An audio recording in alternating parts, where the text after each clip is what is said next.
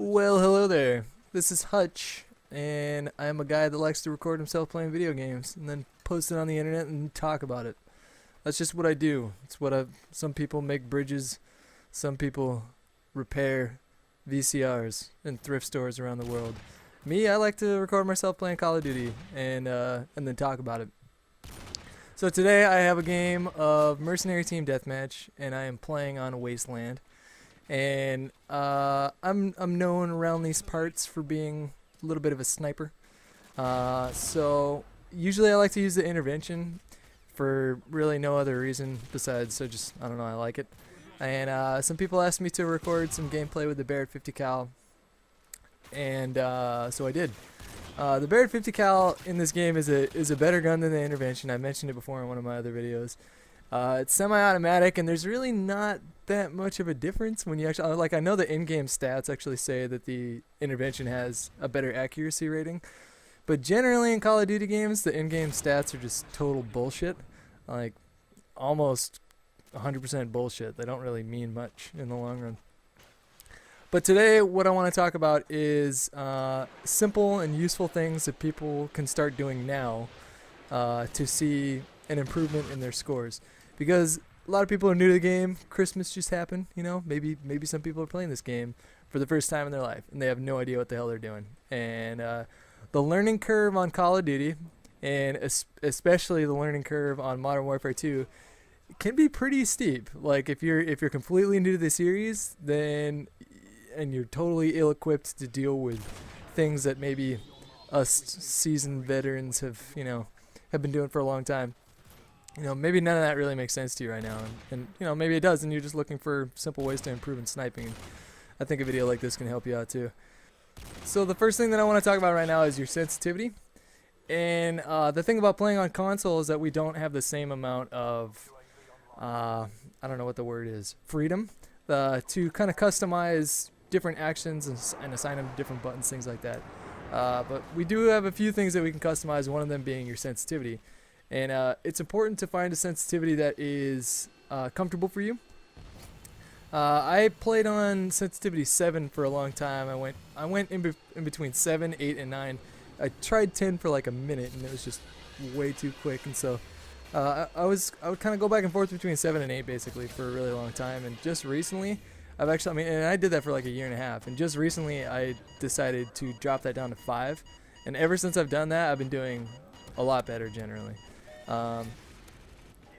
So what you should do if you haven't already done it, you should really play around with different sensitivities. You shouldn't watch somebody's gameplay and then, if they tell you, okay, I use sensitivity 8, say, okay, well, I should use sensitivity 8 because he's doing it and he's doing really good. Because the thing is that everybody's different. Everybody has a different preference. I mean, everybody's hands are different sizes, things like that. And so yeah, if you haven't already done that, go into your control schemes and click on your options, and then pick sensitivity and go to custom, and try them out. Try 3 all the way down to 7 and see which one works for you. Some people, like I play with friends that still to this day play on 10 sensitivity and they do really well with it, and I just don't. What makes your sensitivity so important is, and I think somebody that I know that plays first-person shooters on PC talked about this thing he called, it was Twitch, I think it was. And basically, your Twitch is when you see someone on screen, and it's either Twitch or Flick. I mean, if you guys know what I'm talking about, write a comment and let me know.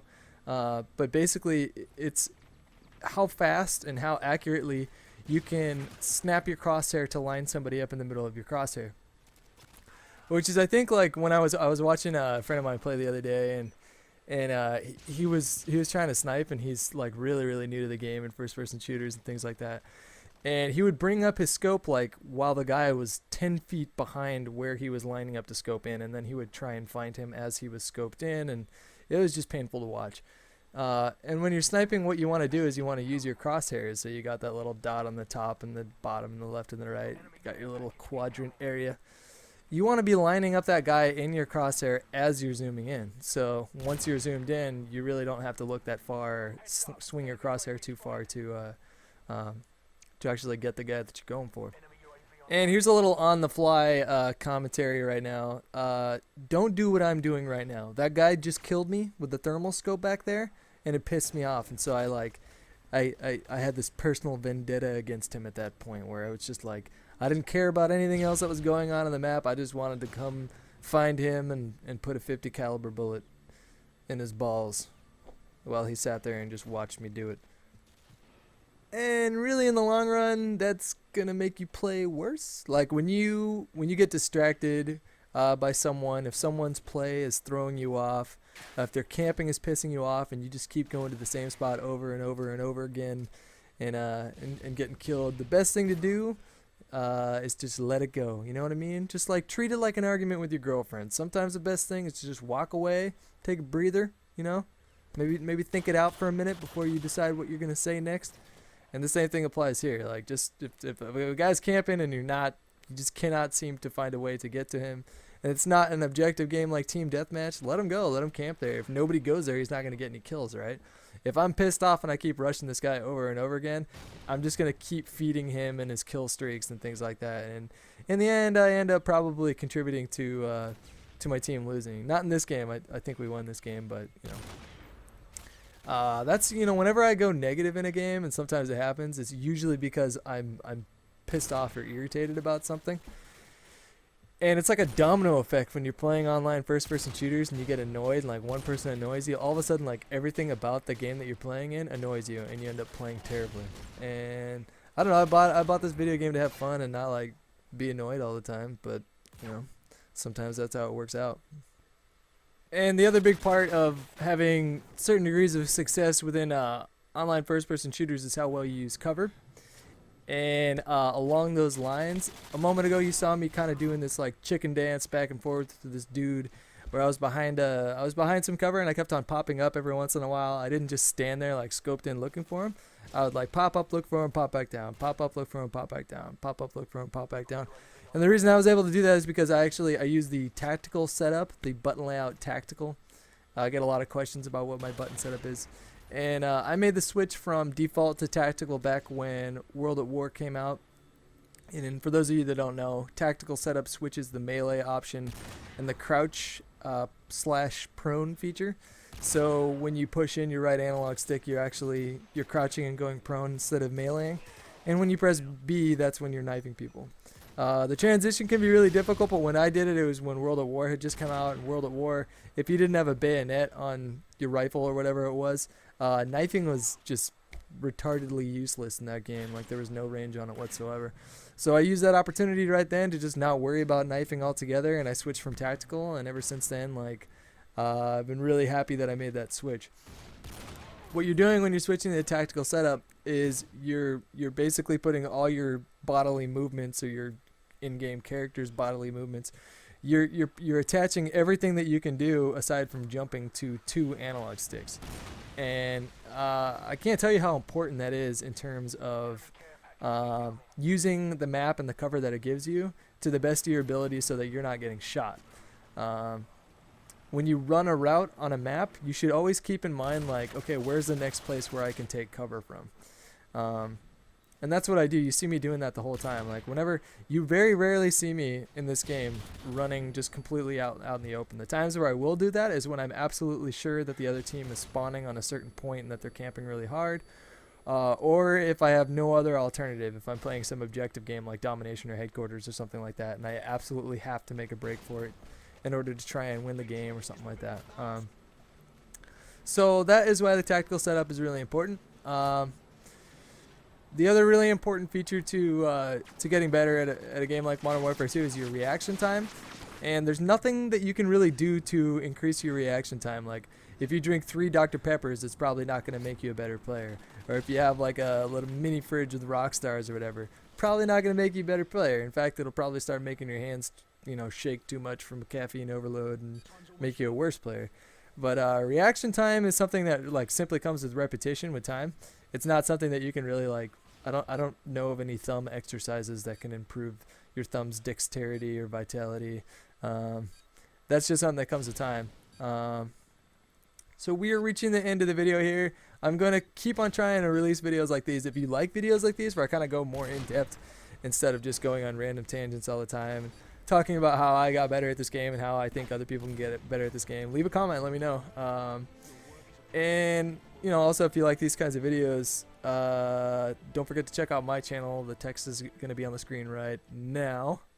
And thanks again for Machinima for posting the video. Hope you guys enjoyed. Let me know what you think. All right, bye.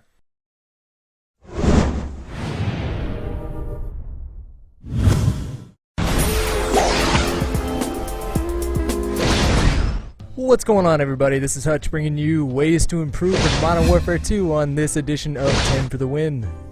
And coming in at number 10, I picked pick your kill streaks according to your skill level. So everybody likes the Harrier, the Pablos, the AC-130s. But if you find that you're not getting a single kill streak in any game that you're playing, take it down to the UAV, the counter UAV and care package, or the sentry gun and predator missile, and that should help you out a lot. And coming in at number 9 on my list is to be a team player and shoot the air support down, especially in a free-for-all, well, maybe not free-for-all, team deathmatch, when everything is dependent on the amount of kills that your team gets. If the other team's got a Harrier, Pablo, chopper gunner running around, pull out your cold-blooded Stinger missile class and take it down. Be a team player. Don't be a douchebag. Coming in at number 8 on my list is switch your button layout to tactical. Now I cannot stress how important this is. When you do this, you're basically switching the actions between crouch and prone and melee. So you're pushing in your right analog stick to go prone into crouch, and your melee is now your B button. Now knifing can be kind of a cool thing to depend on, but when you have all your bodily movements attached to 2 analog sticks like that, it gives you a great advantage in taking cover, and I would suggest that each one of you guys try and do that. And coming in at number 7 on the list is you can never go wrong with stopping power. Stopping power is a perk that's always going to work for you. Every time you shoot your gun, that perk is working for you. If you're new to the game, if you're kind of confused, you don't know what the hell is going on, basically just keep in mind that you can never go wrong with stopping power. It is probably the best all-around perk in the game.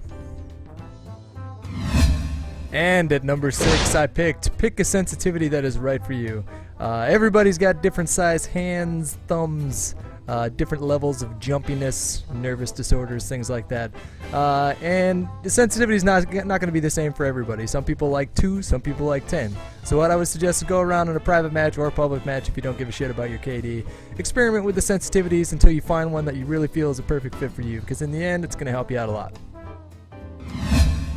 Coming in at number 5, I picked learn 1 or 2 starting routes for each map. And again, this kind of depends on the game type that you're playing, because maybe you don't want to run the same route for free-for-all or for team deathmatch or domination, search and destroy, things like that. But basically for each map, you want to pick 1 or 2, maybe even 3 different routes that you feel comfortable with depending on which side you spawn on. And basically stick to those. It's not a bad idea to switch them up in between rounds if you're playing search and destroy, something like that. But you want to pick a route that you feel comfortable with, and the more you play it, the more you'll understand where nade spots are, things like that. So, at number 4, I picked if you're playing an objective game, don't be a KD whore. If you're playing domination, play for the flags. Don't play for your kill-death ratio, because if everybody focused on that, then nobody would be acting like a team, everybody would be out for themselves, and you'd basically lose every single game that you played. It's really easy just to kind of sit by flags and wait for people to run by and pick them off so that your KD looks really awesome and you can brag to your friends and things like that. But who gives a shit? Really? Honestly, who gives a shit about your KD? Play the game and play to win. Don't be a douchebag. Think about the other people that you're playing with. So my number 3 pick might piss some people off, but that's okay. I'm okay with that. I picked if you can buy a decent headset. I was using Turtle Beach X3s for a while there. Those got kind of worn out, and I just purchased some Triton AX720s, and those are working beautifully. Basically, if you don't have a headset, you're putting yourself at an extreme disadvantage to those that do have a headset, because they can hear your footsteps, you can't hear theirs, you don't know what to expect when turning around in a corner. Like I said, check out some different headsets, find one that fits your budget, and if you're really serious about the game, invest in one. So this was a really tough choice between picking my number 1 and my number 2, but for my number 2 I chose learn the maps front and back. Map knowledge is invaluable when you're playing any online first-person shooter, and all of us have had the experience of buying a new map or a downloadable content map pack for a game that we've already owned, and you feel like a complete noob and you do bad and you go negative, things like that, because you're not comfortable with your surroundings, you don't know different routes, you don't know how to take cover within that map, you don't know different like spawn points, things like that. Once you get the maps down, it's going to help your game out incredibly. I would suggest that you do that as quickly as possible, or I'll kill you. And controversially, coming in at my #1 slot for ways to improve, I chose always take in your surroundings. You basically never want to sit there staring at one doorway for 5 minutes waiting for somebody to come through. If you want to play the game effectively, take in your surroundings at all times, whether that be with a headset listening for footsteps, whether that be by looking around in your general vicinity and not just staring at one fixed location. If you're always taking in your surroundings, if you're always aware of what's going on, where the enemy team is spawning, where the objective is, that's going to help your game out more than anything else, in my opinion. So there you have it. If you agree, disagree, feel free to leave a comment, as I'm sure you will. Thanks again for tuning in, and I'm Hutch. I'm taking off. I'm going. Bye-bye.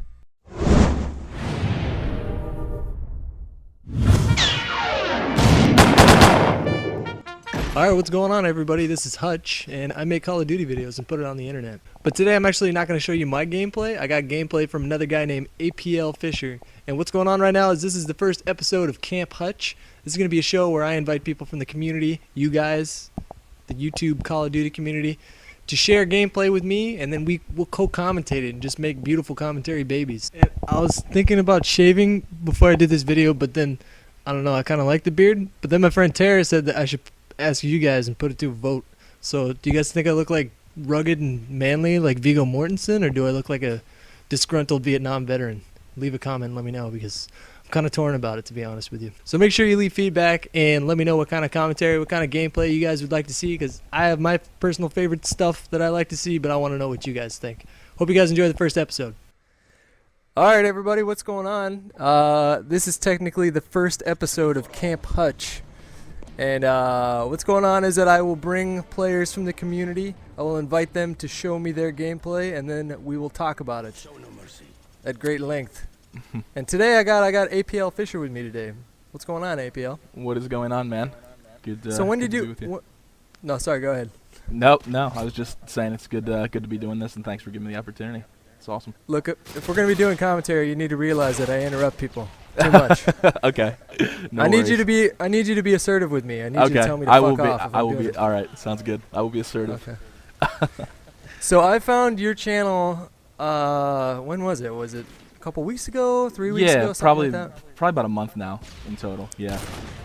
And I honestly don't remember if you had sent me a message on my channel, like, telling me to check out your videos, but yeah, I did. What I had just got the idea. I hadn't been playing Call of Duty all that long and playing a lot of other competitive first-person shooters, and I picked up Modern Warfare 2 shortly after it came out, and I also picked up a capture card, the HD PVR, and yeah, I recorded a gameplay, and it was just my first video upload.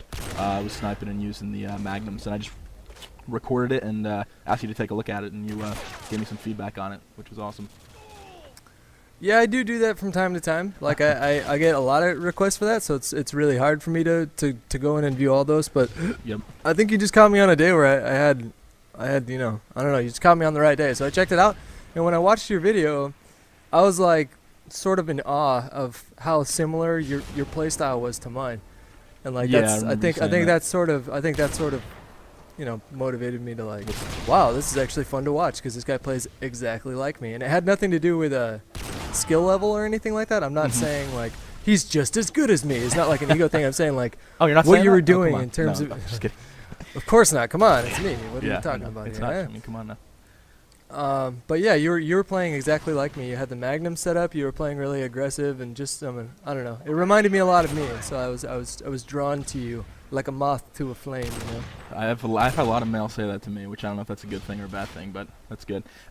But yeah, no, I play the game. My style is really aggressive. I played Counter-Strike Source for a really long time.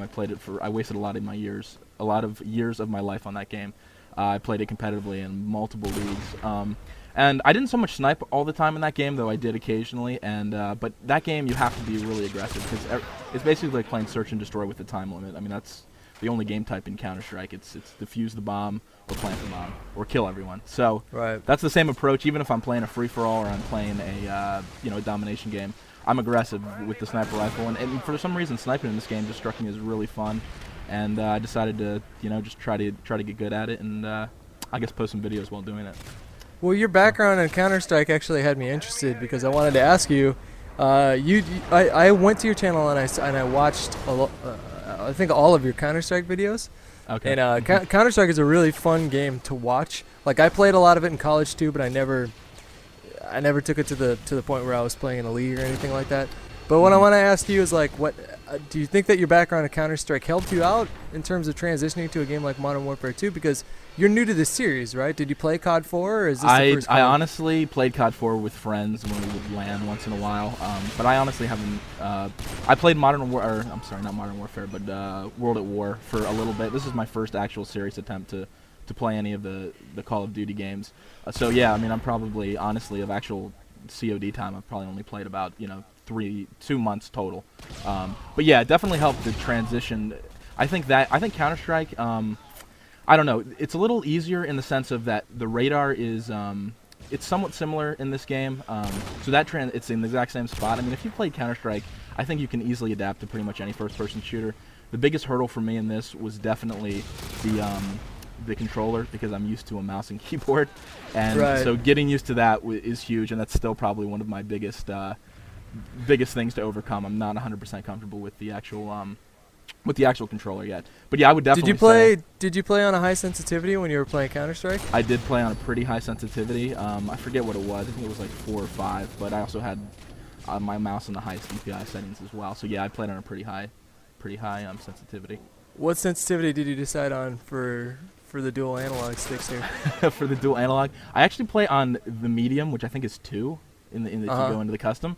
And it's actually, I realized after some people were saying that maybe I should go to a higher one, and I even tried to play 3, and I felt too imprecise with it, and like I was overshooting a lot of my targets. So I play on 2, and I'm just trying to, once in a while, I sometimes, I guess between 2 and 3, once in a while I'll switch to 3, but I feel like I'm more accurate with 2. That's what I'm sticking with. So it definitely is lower than Counter-Strike, but that's something that if you played Counter-Strike, people always tell you to try to keep to a lower sensitivity because you're more accurate, but I don't know, I had success with higher ones, so I guess to each his own. Yeah, me personally, I was really stubborn for a while. Like I was really like thinking that having a higher sensitivity was the ideal, so I would play from anywhere between 7 and 9. And just recently, I've actually dropped it down to 5. Okay. And I've had more success playing on 5 than pretty much the last 2 years. But I also just got those FPS Freak add-ons for analog sticks to make them bigger. And I'm actually able to play on 7 now because you get more precise. Oh, wow. I don't know if you know what those are, but no, I've heard of them. I've never actually seen them used or using, but that sounds like promising. Maybe I'll do something with that.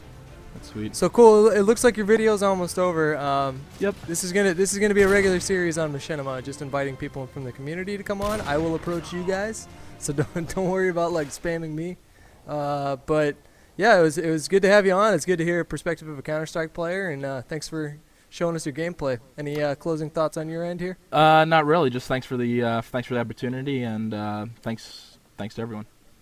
Once again, his YouTube is APL Fisher if you guys want to go check him out. Okay, bye.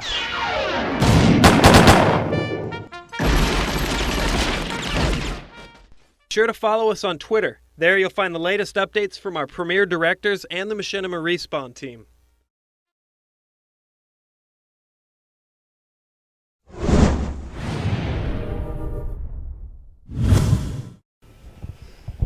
So today I have a game of domination on Scrapyard, and I'm using the AUG, or the AUG. I don't know how to pronounce it or say it, so I'm not even going to try. And the beginning of this match is just full of fail, and this Barrett 50 cal guy just rapes my ass a few times before I can get anything done here. Scrapyard is one of my favorite maps in the new Call of Duty because it's nice and small. And the spawns are constantly switching around a lot. There doesn't seem to be like one spawn point for each team. You okay there, sweetie? What'd you do? Did you break anything? You break it, you buy it. What are you doing? Oh, you're doing the recycling. Oh. Here in San Francisco, we are green and we like to recycle. Just care about the earth. So I'm playing some domination. I captured the B point a minute ago, and I'm not particularly a huge fan of this gun. I figured out pretty early on in the match that you can't. Oh, watch this fucking Halo energy sword lunge here. I get fucking crapped on right now. The hipfire doesn't work out, and he turns around, and he had commando on and just rapes me. I gotta see this. Look at that thing. God, I gotta try. If I didn't use a tactical setup, I would use commando, but I use a tactical setup, and I don't really knife that often, so I don't know if it's too useful. So as you can see, a pretty rocky start to the match. I realized that I was treating this gun. Now they have an EMP, and I don't have a red dot on my gun. So I realized early on in this match that I can't treat this gun like a submachine gun. I also can't really treat it like an assault rifle either. You kind of have to keep your distance with this gun as much as you can, due to the fact that you can't really move around that much. And so here you see I'm starting off the match horribly negative, and for those of you that were wondering, yes, I do have games where I just do horribly. And if this game had gone on like it started, then it would be another one of those games. So here you see me trying to make do without the red dot. It's really not that hard. Just look at the center of the holographic sight and shoot where the dot would be. And I think I was even calling out to my teammates and like, pussies need red dots. I'm gonna make this happen right now. So I got a nice little kill streak going here. My perks for this were, my kill streak was the Harrier Strike, the Pavlo, and the nuke. And for some reason today I felt like going for a nuke, so I just put it in my kill streak. And I'm just trying to hold down some points, stay away from the action, not maybe run into the action as if I had like a UMP or something like that, but sort of keep my distance as best as I could. So I got my Pavlo and my Harrier Strike here, I think. No, wait a second. I have a Pavlo, chopper gunner, and a nuke. That's what I have. So I call in my Pavlo and I just start camping like a little bitch. And for those of you that were wondering, the way that you get a nuke is by camping like a bitch. Like, it's kind of fun to get it, but you're really only going to get a nuke unless you're incredibly lucky and you're moving around, or you camp like a bitch. And because I was just kind of messing around today, I decided I want a nuke. And so I decided to go for it. And I'm just waiting for my Pavlo to get some kills right now. Little did I know that the Pavlo actually, the kills from that don't go towards your kill streak. So I was just sitting there waiting, and I decided to push up just a little bit so I could get some kind of kill going on here. And, you're not sleeping yet, are you? Okay, I'll finish this up. I'll wrap this up. Okay. I got one kill away from my chopper gunner, and I know that if I can get a chopper gunner, I can really do some damage.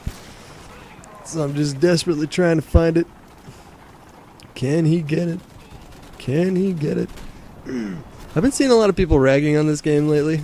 Some of the big YouTubers just ragging on this game. I think maybe the people that rag on it need to play some more objective games, because in team deathmatch, there's so much camping, it's retarded. Like, I refuse to play team deathmatch or free for all. But if you play if you play an objective game like domination, sure, your kill death ratio might not be as good, because you actually have to mine points, spawn points and whatnot. But there's a lot less camping because there are objectives to pay attention to. So here I got my chopper gunner, and it's time to rain fire and brimstone upon their souls. And I'm going to cut it out here so you can just enjoy the rest of this gameplay with a pretty cool finish, I believe. And thanks again for stopping by. I'll see you around.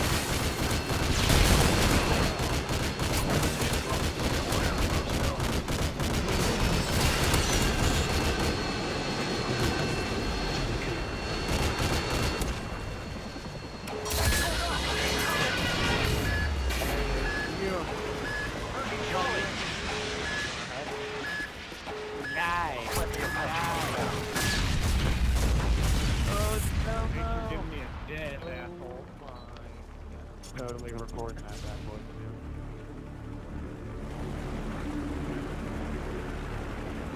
for you. Nice.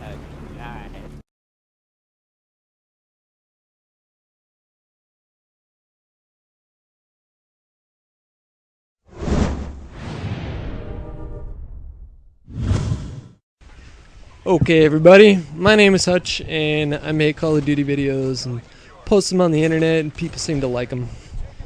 Don't ask me why, but they seem to like them, so I'm going to keep doing it. Today I got a match of domination on high rise.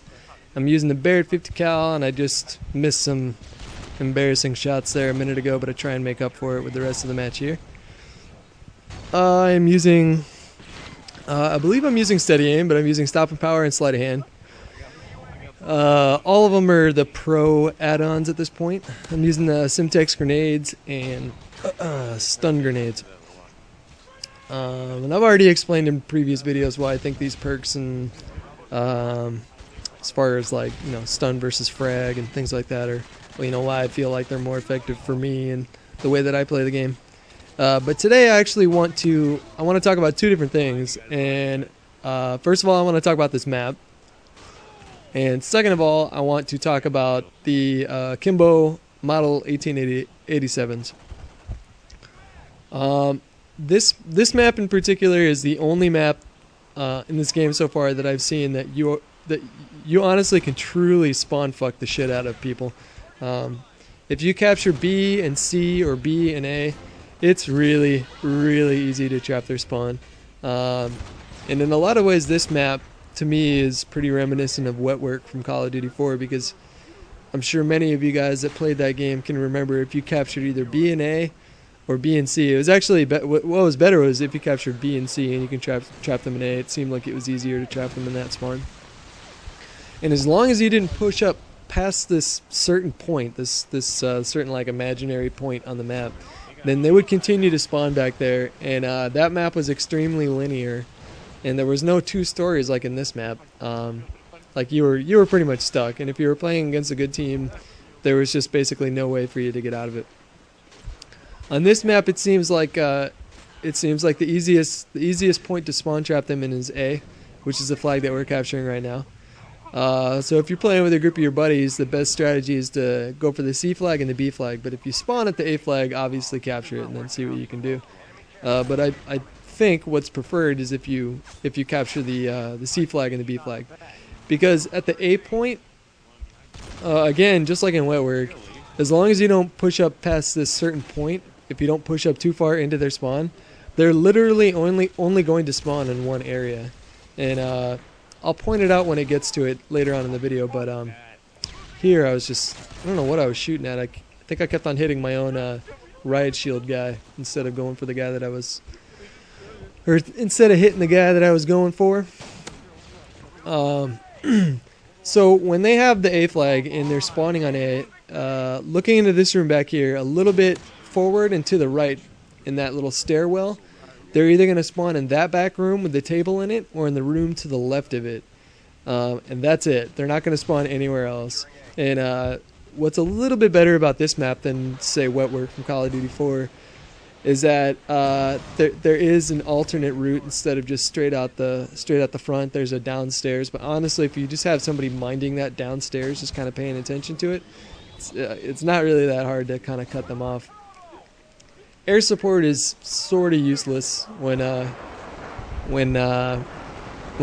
spawn trapping the other team in this map, especially with like a chopper gunner or an AC-130.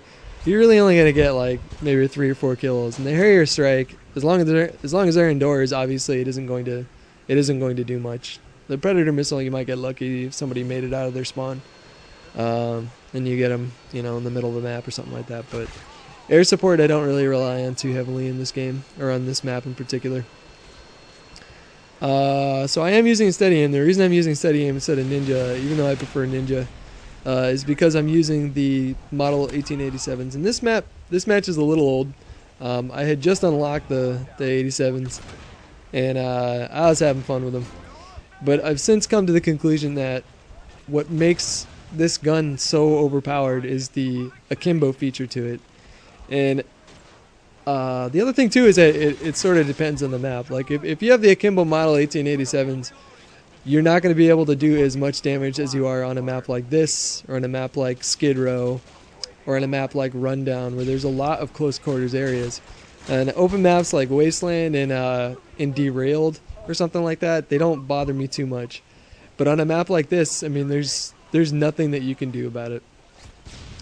If it was just the singular gun, if it was just one model 1887 and they didn't give you the option for Kimbo, then I think it would be pretty balanced. Like, all of us are annoyed when we get shot with this gun. If it's with a Kimbo or without Kimbo, like, all of us still get annoyed when it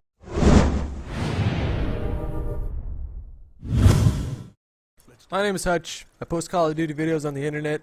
You get it. You should know that by now. That's who I am. That's what I do. And sooner or later, I had to give you guys a match on Rust. And Rust is a stupid fucking map. I'm not usually the type of person that likes to complain a lot about Modern Warfare 2. There are a lot of flaws with this game. Infinity Ward could have done a better job in a lot of areas in this game. They patched a lot of stuff, so that's awesome. You know, I think that's good that they didn't just, you know, leave their game alone, even though it was, like, horribly broken. But Rust is just retarded. It's just a stupid map. And this is coming from someone that loved Shipment on COD 4. I played COD 4 a lot. I've played a lot of COD 4 in my life. And somebody maybe spawned, like, right in front of me. A little animation where they're doing that whole, like, crucifix pose and they, like, drop in the map and actually spawn in right in front of you. Like, maybe 5 times. And I played that map a lot. I mean, I've definitely played that map hundreds of times. In Rust, people spawn in front of you or inside you all the time. And the map is 3 times bigger than Shipment was, approximately. I mean, it's bigger. It's noticeably bigger. And yet the spawn system on this map, and people will say, well, it's an issue of Modern Warfare 2 on the whole, and spawns in general are just broken in this game. I don't necessarily agree with that. I think that in a game like Modern Warfare 2, where you can get shot and killed from 2 bullets, it's going to be really tricky to get a spawn system with that kind of dynamic perfect. Like, I don't think it's possible to have, like, the perfect setup with spawns in this game. But Rust is just bad. And so I throw all my normal etiquette right out the window whenever I play Rust. I'm all about just, like, spawn fuck the shit out of them. Like, I don't care. Like, if you want to spawn trap me, it's not going to bother me, because if you don't do it to me, I'm going to do it to you, and vice versa. So my setup recently has been the Predator missile, the Harrier strike, and the emergency airdrop. And you'll find out in just a moment exactly why it is that I like the emergency airdrop. Because when it's good to you, it is really good to you. And on this map, I kind of messed up with the way that I threw it. It was like 2 UAVs and counter UAV and an AC-130. And as you can see in a moment, the AC-130 will absolutely wreck on this level. And if I was on the other team, I would have been pissed off, but I'm not going to lie to you. It was fun. I liked doing this. So I started off with a double kill. Got a little straggler in this building here. But he's not going to get very far. And now the carnage begins. So there's a triple kill, and immediately followed up with a quad kill, and immediately follow that up with another quad kill. So I got what is that? 8, 10, 11 kills in just a few seconds there. Looks like there's one more kill, 12 kills, and then get a triple kill. I got 15 kills with an AC-130 just like that. And I don't feel bad about it. If you're playing Rust, just spawn trap. Just camp and spawn trap them, because the map is broken, it's dumb, it's not good, and if you don't do it to them, they're going to do it to you. If you disagree with me, if you think that I'm a douchebag, I'm a heartless douchebag for spawn crapping on people like that, leave a comment, let me know. I will take your thoughts into consideration. If you have a different opinion of this map, if you think it's pretty good, leave a comment there. Basically, just leave a comment. Let me know if you agree or disagree. But I've given up on this map. I don't even care anymore. All my etiquette just goes poof. Anyways, if you like these kind of videos with commentary, check out my channel. It's right there on the screen. Thanks again to Machinima for posting my videos and paying my bills. And I'm gonna go.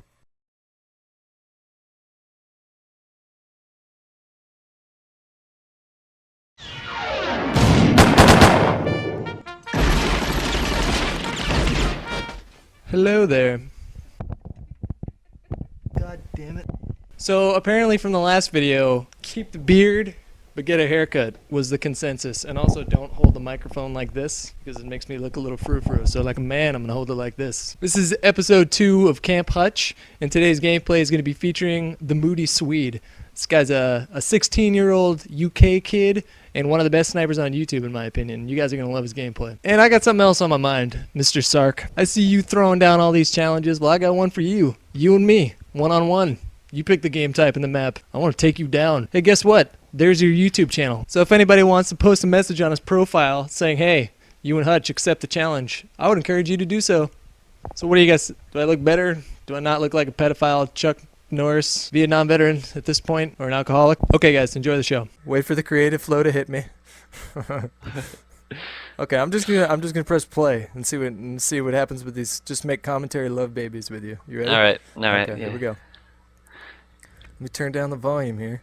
All right, what's going on? What's going on, everybody? This is Hutch, and today I am bringing you gameplay from a very sexy sniper in this game. Well, I don't know if you're like personally attractive, but your sniping is sexy. I manage. I get by. And you are the Moody Swede, right? Yeah, that's right. And I'm not big on that whole name thing, to be honest. Just call me Bobby. I'm just gonna call you Bobby. All right. I want you to call me Cornelius for the rest of this commentary. Don't call me that. That's too many syllables. So you're from the UK, right? Yeah, that's right. I'm 16 and I live in England. In England? Whereabouts in England do you live? In a city called York. It's kind of like I don't know, it's like a historical city up north. It's not that big, but it's a nice place to live. Yeah. And today you're using the intervention. You got Sleight of Hand Pro, Stopping Power Pro, and what's your third perk? I'm using Ninja Pro, I think. I don't really use Steady Aim Pro, to be honest, because it doesn't have that much. It doesn't have that much use for me unless you're purely trying to no scope. But well, the thing about Steady Aim that I like is, and the same applied in COD 4, was that if I need to pull out my sidearm, like I use the Deagle a lot in COD 4, and in this game I use the Magnums a lot. But if you pull out the Magnums, like a lot of times you'll get a hit marker with the sniper, and if you just pull out the Magnum and hit fire real quick, you can just try and finish them off with one last shot, you know? Yeah, that's true. But I personally play a lot of Search and Destroy and stuff where it's important to be quiet, and it's also, you get a lot of people using heartbeat sensors, so it's good to, if you have Ninja Pro, your footsteps are silent and you're invisible to heartbeat sensors, so obviously that's really good for me if I'm playing Search and Destroy, so that's why I use it. Jesus Christ, Bobby, I'm watching your gameplay right now and you're just raping these guys in their spawn. Oh, I start off with a little Zergriz streak at the beginning, that's where I kind of get into it. You got some no-scoping goodness going on right now. Yeah. So what I want to talk to you about today actually is I want to talk to you about your experience as an Xbox Live player and being from the UK. So I just want to start off by asking you a question. After playing Xbox Live with a bunch of Americans, do you now just assume that every American is retarded? Or nah, no? not at all. I mean, I have relatives in America. I'm actually quarter American, but I'm not going to go into that. But I have relatives from Mississippi, and they're like the nicest people I've ever met, honestly. So I know that, you know, it's just it's Xbox Live, and people always jump to stereotypes as soon as they hear, like, if Americans hear a British accent in the lobby, or if British kids hear an American accent in the lobby, they'll start, you know, ripping on each other straight away, like automatically, and that's why I think, you know, to an American it might seem like a lot of British players, guys are like dickheads. I'm not sure, but and probably the same here, but I don't think that's the case. I just think people jump to like conclusions. Do you get what I mean? Yeah, I get what you mean. The number one insult that I hear the UK guys getting is that they have bad teeth and go drink some tea. Like, that's what people say. Yeah, like, go drink some tea and go to a dentist. Yeah, tea and crumpets, that's the one. Well, my teeth are fine, so I don't understand that. I literally have, like, I don't know anyone with dodgy teeth, so I don't understand that. And the ones the Americans get is like you know, you're fat, or you're redneck, or you're inbred, you know, all that. So. Right. Well, you played with enough people from the West Coast and the East Coast to understand that America is not all rednecks with shotguns and stuff like that, you know. So. Nah, I know. Okay, so, I mean, do you just zone it out at this point? I mean, like, how much shit do you? I mean, can you get on a game of Xbox Live and not experience someone talking shit to you, or does it happen essentially every night that you play? It's normally fine actually, because I normally play with a party of people, and obviously the mute function is very handy.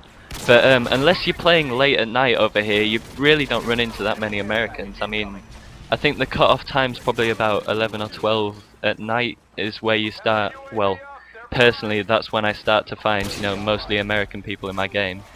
And but I don't start shit really. If I'm talking to my friends and you know, someone will hear our accent and start, you know, trying to chat shit or for whatever they feel like doing, then that's fine. You know, you just mute them. But I honestly don't run into it that much unless I'm playing late night, and even then, you know, it's easy to deal with, so it's really not that big a problem for me anyway. I know some people like to give as good as they get, but I personally just don't see the point, and it ends up, to be honest, it ends up with me getting more annoyed and not enjoying the experience as much. And I'm not sure if that's the same, you know, for you. I don't know if you bother with people that start talking shit to you, but that's just the way I feel about it anyway. What I usually like to do when people are talking shit to me is I will just continuously tell them to speak up and that their mic isn't working. And then as you go for the spam approach. As it progresses, I'll like increase my volume and start getting more agitated and tell them to just turn up their mic. I can't hear them. Until finally they just give up and they stop talking. Well, to be fair, I can imagine that being very annoying, so I'm sure it works pretty well.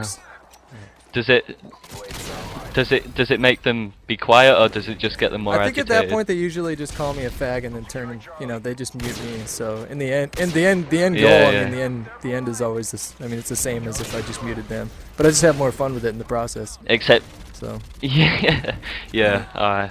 Well, like I said, if I try and put up with it, it normally ends up with me getting annoyed, and then when I'm annoyed, I don't play very well because I'll be, you know, making stupid decisions and, you know, just doing stuff that isn't smart. So I just prefer to mute straight away. I mean, I actually have a few friends that really love to smack talk back to people that start. And, you're 16, of course you do. Yeah, but yeah, it's normally not that big a problem for me. Are there any stereotypes that you feel that I should know about as an American? Like, do you feel that people from the UK, are there? Do you guys think that we all smell like wet dogs, or you know that we're all just dumb, or do you just like? I mean, like, do you understand what I'm trying to say here, or I mean, is everyone just like, oh, Americans are cool, you know, or do you guys hate us? Just be honest with me, straight talk here. What I'm gonna say here is there are you know, really decent Americans, and there are shit Americans, and there are really decent people from Britain, and there are shit British people, and you're gonna get a mix wherever you go, whether it's, you know, Asia, America, Europe. There's always gonna be a mixture of decent people and people that need to be melted down and started again. But there's no real stereotypes except for the ones you probably hear for Americans. The ones you guys should be using is chav for people in Britain, because we have a lot of chavs over here. I'm not sure What the hell is a chav? Yeah, exactly. I mean, I was talking to my American cousins about this when they came over, but it stands for Council House and Violent, I believe. So it's like it's kind of looking at the lower classes, and they're basically it's mainly teenagers. I'm not really trying to accuse anyone, but it's normally teenagers that wear, you know, like white tracksuits and go around like loitering on street corners and causing as much trouble as possible. And Bobby, that clip that I was just watching right now is just retardedly good. You just got like 10 guys in a row without missing. Alright. Cheers. Sorry. But yeah, but you weren't listening to any of that, were you? You no, were just I was. enjoying I the was clip. listening to every word. Yeah. So But yeah, that's a lot a chav. of chavs in America. No, there's a lot of chavs in Britain. That's what you guys should be using, rather than, you know, we have dodgy teeth and we drink a lot of tea and eat crumpets. You should be calling us chavs. some of us. You know what I think happened was that everybody and their mother saw Austin Powers when it came out here in the States, and I think after that everyone just assumes that you guys have bad teeth. And Yeah, that's on purpose. I'm not sure if people really understand that's on purpose. Like, he doesn't. The Mike Myers that plays Austin Powers doesn't actually have dodgy teeth. Like, it's Right. just a character. I mean, people really shouldn't, you know, judge a country by a character in a film. You know, I just think that's a little stupid. But Well, clearly you haven't made it to some select spots in the States and met some of the people that are out there. I haven't been to the States yet. I'm meant to be. I might be going in summer, but I haven't been yet, so I don't really know what it's like. In all honesty, have you been over here? I have never been to Europe. I'm dying to go, to be honest with you. I would love to go to Europe, but maybe one day. So the game looks like it's over right now. You went something like 45 and 15, or it wasn't like the normal 10-to-1 KDs that you're used to seeing on YouTube, but it was totally exciting gameplay, and I think that, you know, in the end is more important, right? Yeah, that's what I'm going for now, is exciting gameplay over amazing scores, because I think it makes for better watching and it's a better way to play. Cool. Well, thanks for coming on. Yeah, Love no you, worries. Alright. Thanks for watching, guys. Have a good one.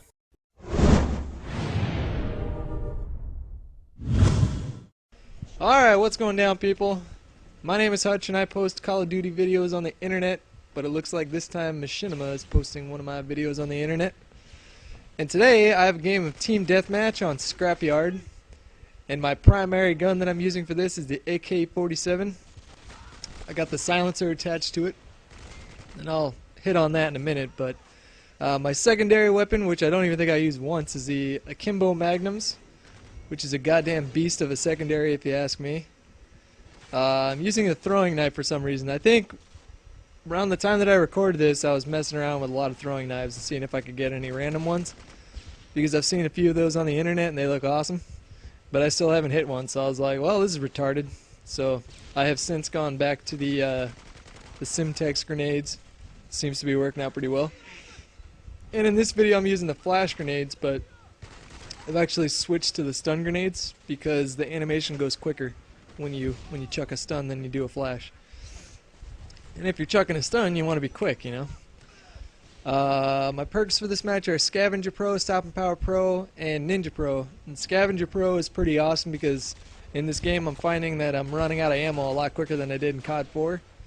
And not only do you start off with more ammunition, but you can actually pick up these little blue packs and get a full resupply, including your nades and flashes and things like that, which is obviously useful. Stop and Power Pro is pretty self-explanatory. It's one of those perks that you can never go wrong with, really.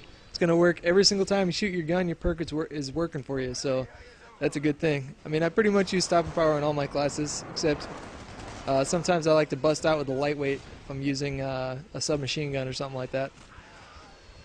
And what's my last one? Ninja Pro. So I've talked about Ninja Pro before. I think it's a great perk. I use the headset so I can hear footsteps loud and clear, and so when people aren't using this perk, and I am, it gives me an awesome disadvantage. It gives me an awesome advantage. People are asking me what kind of headset I use. I use the Turtle Beach X3s. I wish I would have got the X1s because there's no point to it being wireless, and I'm just eating up batteries all the time. And Scrapyard's a pretty cool map. It's turning out to be one of my favorite maps, and it's actually turning out to be one of the most challenging maps for me too, because my natural inclination when I play this game is to rush a lot, and I don't know if you guys have had the same experience, and if you had, feel free to leave a comment talking about it, but in this map I find that if I rush out too much, you die quick. You die quick. There seems to be always some guy in one of those little hollowed out airplanes just waiting for me every time. So here I'm playing Team Deathmatch, and I approach Team Deathmatch a lot different than I do, say, a game like Domination or Demolition. In a game like Domination or Demolition or even Sabotage, your kill-death ratio is, in the long run, not that important at all. What's more important is if you're mining the objectives and playing the objectives in a smart way, and that can sometimes mean going negative in your kill-death ratio. But in Team Deathmatch, it's all about your kill-death ratio. Like a guy who goes, I don't know, what's a good example? 8 and 7 is actually not doing is good enough work for his team as a guy who went 5-1. Because what's also important when you're playing team deathmatch is to make sure that you're not dying a lot, which seems pretty self-explanatory. But really, when it boils down to it, team deathmatch is all about getting as many kills as you can and dying the least amount of times. So you can do a lot for your team simply by not dying. Now that doesn't mean camp, because I'm against camping. I don't like camping. It's obnoxious. But that also doesn't mean just like rushing out blindly with no game plan or anything like that. And the way that I approach team deathmatch games is I like to do laps around the map. So like as you can see this entire match, I don't really go towards the center of the map too often. I think I did once earlier, and I think that's the last time I did it. The reason I'm using the silencer on the AK is because there's really no reason not to. The iron sights on this gun are really forgiving. So they're not like the iron sights like on that M16. The M16 iron sights kind of confuse me. I don't really do that well with them. But the AK's iron sights, just as they were in COD 4, are actually pretty awesome. And when you slap on the silencer, it doesn't really add a whole lot of recoil. Like in COD 4, when you put a silencer on an AK, it jumped all over the place. And it looks like in this game they kind of nerfed that down a little bit and made it so that it's not quite as jumpy as it was before. The reason I like this kill streak setup is just it seems to be the most efficient, and I don't really go for nukes like I did a few times. I've gotten like 3 or 4, and I just kind of got bored doing it because when you're playing for a nuke, you end up camping a lot, and I don't really have a whole lot of fun doing that. So, Predator missile to the Harrier strike to the chopper gunner, it seems to be the most effective. Once you get that Predator missile, it's not that difficult to get 1 or 2 kills with that. Then all of a sudden you got your Harrier strike, and many times people don't think to shoot down the Harrier strike, and before you know it, you have a chopper gunner and you're just raping nutsacks with it. So the other reason why I'm not using the nuke is because it's just goddamn obnoxious, and I've run into many nuke boosters lately in free-for-all matches and team death matches, and it's just bugging the crap out of me. So from a moral principle, I decided to go against it. And I mean, I end up getting more kills and doing more for my team normally, anyways, when I use the Harrier strike, Predator missile, and chopper gunner. If you're finding that you're not getting that high kill streaks quite yet, maybe you're new to the game, just switch to the 3-4-5 UAV, counter UAV, and sentry gun or Predator missile. And I'm sure you'll do just fine. So 33-5, not a bad score. There's my channel. If you like these kind of videos, come check it out. And thanks to Machinima for posting my video. Okay, bye.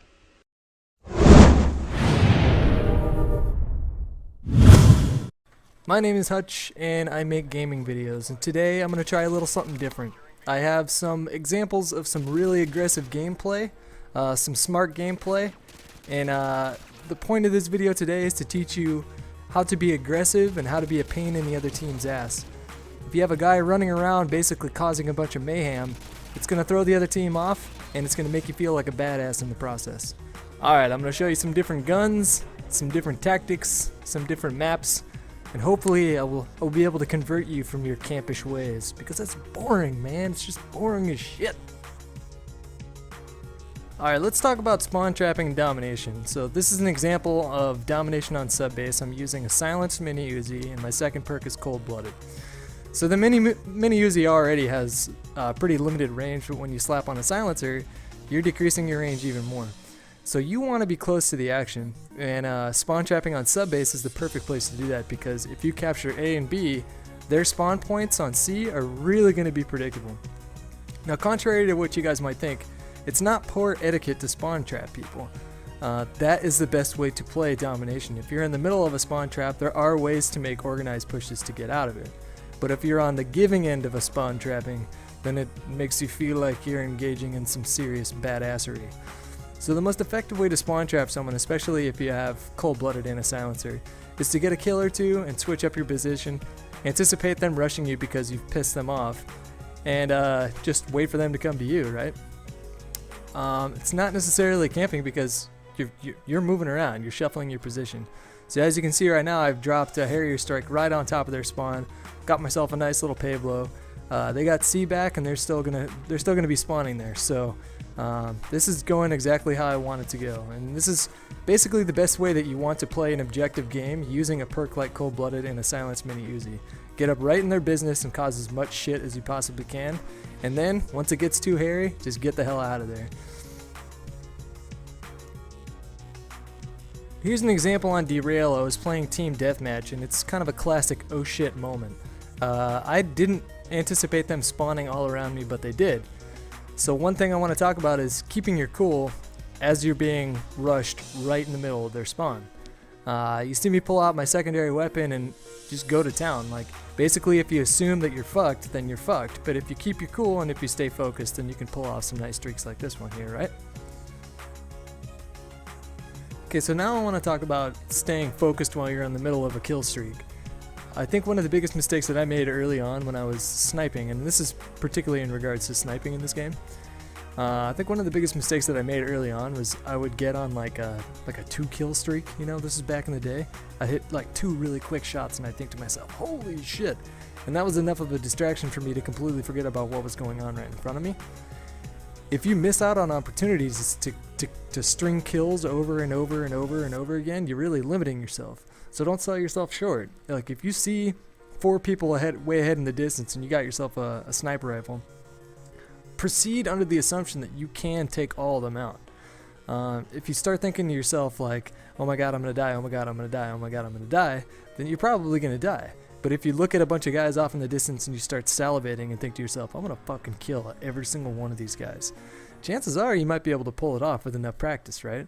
I think most of us, including me, got our start like pushing what you can do with a sniper rifle by watching somebody else do it. Like, I can remember watching YouTube videos and then just trying to emulate them. And now I find myself really comfortable with a sniper rifle, and I actually enjoy engaging multiple enemies at the same time. So I see a lot of videos on YouTube of people posting impressive KDs and objective game types like domination, but I don't see a lot of these people capturing flags and fighting to protect them, because when you do that, when you play an active role in domination, you're risking your KD. It's a lot easier to go into something like a team deathmatch or a free-for-all and camp and sound horror and, you know, do really good and stuff like that. But capturing a point, making like a methodical push, understanding where the other team is spawning and what you're going to have to do in that situation to capture and protect a flag, that's what's going to help you improve in this game. So here you see me taking a really active role. I see that we need to capture the C flag. Otherwise, it's not going to be pretty for us, right? Score on the bottom, we're losing by a little bit, but if we can hold on to 2 points, we'll probably be fine. So I capture the point. I know that they're spawning on the other side of that wall. I get a predator missile here, and I can still hear their footsteps, or I can still look on the map and see where my teammates are, and understand that they're still probably spawning at that point. So as soon as I pull out my predator missile, I try and drop it on this guy. I miss it. Generally, they're going to spawn in waves, and then they're going to switch spawns on domination. Afghan is one of the maps that they really got the spawns right, because they do switch quite often, and I enjoy that. So I kind of predict that at this point. I predict that they're going to be switching over to the A spawn and heading over to the B flag. And so I jump down, play an active role, and see if I can cut them off, and I think I did a pretty good job. Got my Harrier strike. So if you haven't already been able to tell, I stress spawns a lot, and I kind of tie it into map knowledge, but I think knowing and understanding spawn points on each map is going to help your game out quite a bit. Probably more than anything else, really. I mean, in terms of just being accurate with a gun, that just comes with time. But something like understanding and paying attention to where the enemies spawn on a map, that's something that you can pick up in just a couple games. TDM can be kind of tricky, but at the same time it can be pretty simple. It can be tricky in the fact that the spawns are constantly changing, but it can be pretty simple in the fact that it's pretty easy to predict spawns, because if you look at the map, there's usually going to be a cluster of green arrows. That's your teammates, right? Generally on Team Deathmatch and Call of Duty, it's going to spawn you across from the team, right? So you look for the green cluster of arrows and then just anticipate that they're going to be spawning directly across from that. And if you run out of ammo, pick up a gun and no-scope somebody, because it makes you feel good. Alright, let's talk about switching up your positions. This is an example from Rundown, and I'm playing Domination, and we've got them pretty well pinned down inside their C spawn. I'm going to run up these stairs into this room of doom up here. There's always somebody up here. So I get an easy quick scope on this guy, and here I'm trying to see if I can find an enemy. I shoot at this guy and then immediately switch up my position to see if I can throw him off a little bit, and I'm rewarded with a nice little sexy collateral damage here. Collaterals are lucky, but, you know, still make you feel cool. Okay, now I want to talk about taking the shot. So you never want to just not take the shot because you just assume that you're going to miss it.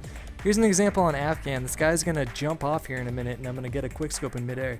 I could have easily just let him go and run to a different spot, but I was like, F that, man, I can hit him. So, I mean, you're gonna miss every shot that you don't take, right? Last point I want to talk about is just simply improvise. Basically just do what you have to do to stay alive. Don't pin yourself into thinking that you have to only use your weapon. If you run out of ammo, if somebody drops a riot shield, pick it up, use it. Use what's right in front of you, whether that be cover, a weapon, your enemy's behavior. Just do what you gotta do to survive. And I kind of want to close this out right now by saying that if you're having some frustration kind of incorporating any of these tactics in your gameplay, don't even trip. Like this week I've been playing nothing but domination. I've been playing by myself and I'm having a rough time, man. You play domination by yourself, you're going to run into a lot of parties, and if you're aggressive all the time, it's not always going to work out. But the more you play, the more time you spend on each map and understanding and trying to incorporate these tactics, the better you'll get. So hope you guys enjoyed the video. Let me know what you think. Leave some feedback. I'm out of here. Hey, come check out my channel, it's pretty sweet. Be sure to follow us on Twitter. There you'll find the latest updates from our premier directors and the Machinima Respawn team.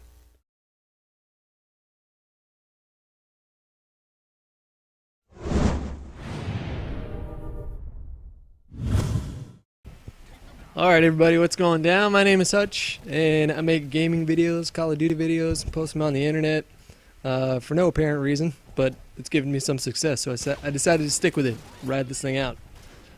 Today I'm playing some Modern Warfare 2.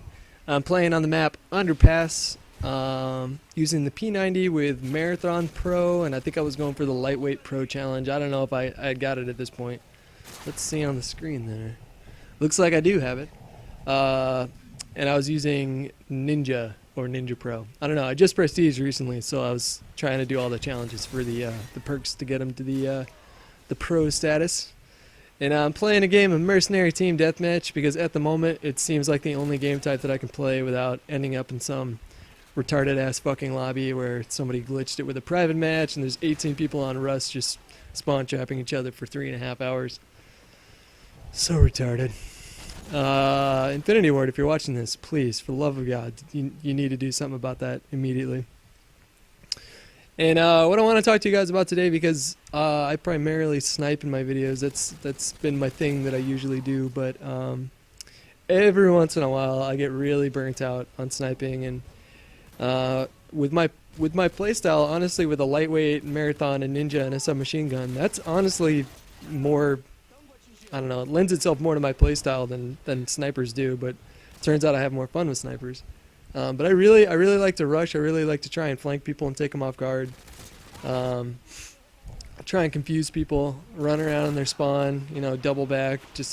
I try to be as big of a pain in the ass as I possibly can when I play this game, and most of the time I'm able to pull that off.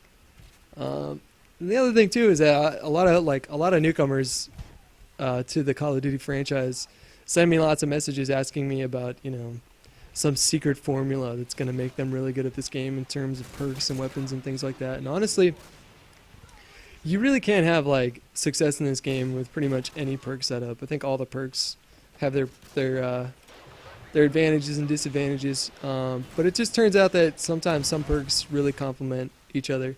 And Marathon, Lightweight, and Ninja are the perfect perk setup for pretty much acting like a ninja and acting like an obnoxiously fast ninja. Lightweight Pro doesn't seem like it really does all that much, but it really does. The Pro add-on to Lightweight is that you can aim down your sights or have your gun out a lot quicker when you stop sprinting. So if you turn around a corner and you see a guy, a lot of times if you don't have this perk on, you're kind of caught with your hand down your pants and there's nothing you can do about it besides get shot, because the animation to pull out your gun takes a minute after you've been sprinting, but with Lightweight just pretty much is immediate. And when you play this game, you want to play to the strengths of your perks. And so with a setup like Marathon, Lightweight, and Ninja, you should really try and be a rusher. There's no point in playing a more passive, defensive, or campish style of play if you're going to be using perks like Lightweight and Marathon, because it really, from the start of the match, you can be quite deadly. You can run basically right up into their spawn and become a nuisance right away. I mean, you don't want to, like, if you have a headset or whatever and you hear like 5 different sets of footsteps and you run into their spawn, there's no sense in like essentially being a kamikaze, just running in there like without any game plan whatsoever. You want to run, I'd say like 3/4 across the map to their spawn and sort of wait for people to to pass by you. You know, kill a few people, switch your positions, kill a few people, switch your positions. And if you do that, and if you do that in a smart fashion, then you're gonna see that you're gonna have some degree of success in this game. Things like accuracy and how well you are with your gun and things like that really kind of are secondary to how you play the game. And I think this is actually a pretty nice streak with the akimbo shotties. I know they're cheap guns, but oh no, never mind. The streak's coming up, but I have a pretty beastly couple shots coming up here in a minute. But really, what's more important is how you play the game and how you approach the game and what you do in the game, how you approach each map, each game type, things like that. Your tactics and your strategy in the long run are going to pay off more than, say, your accuracy with a gun or something like that. And you'll see that here. I'm not playing against pros right now. This is Mercenary Team Deathmatch. I'm a casual gamer and I post videos like these to... Oh, here are these nice little jumper shots of the akimbo. The range on this gun is pretty ridiculous. There's one. Go back up. And get another one right there. I almost got a collateral shotty. That would have been pretty sexy.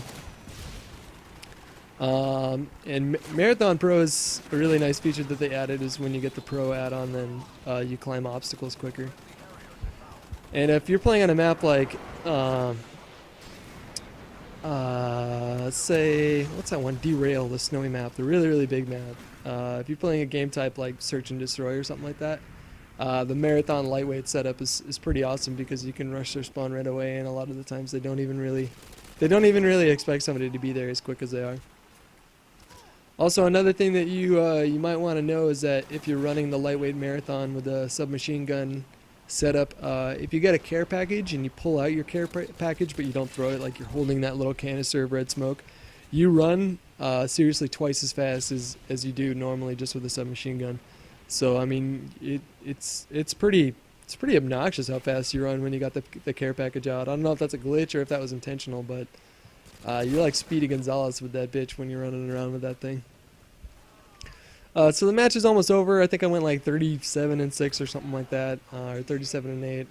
I honestly don't remember, but if you're playing TDM and you get 37 kills, that's essentially you've gotten half the kills for your entire team, and you should be doing something right if you can pull off a score like that. Either that or the team that you're playing against is absolutely terrible, but I tend to think of myself as a pretty good player. Not the best, but I'm pretty good at this game, so I think my tactics probably had something to do with it.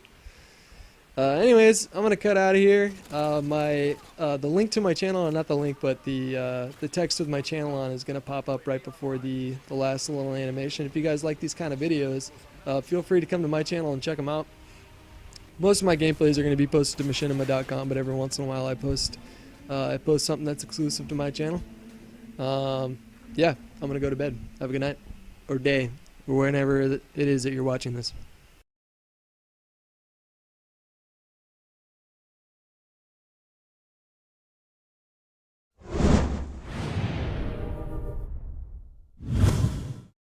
What's going down, everybody?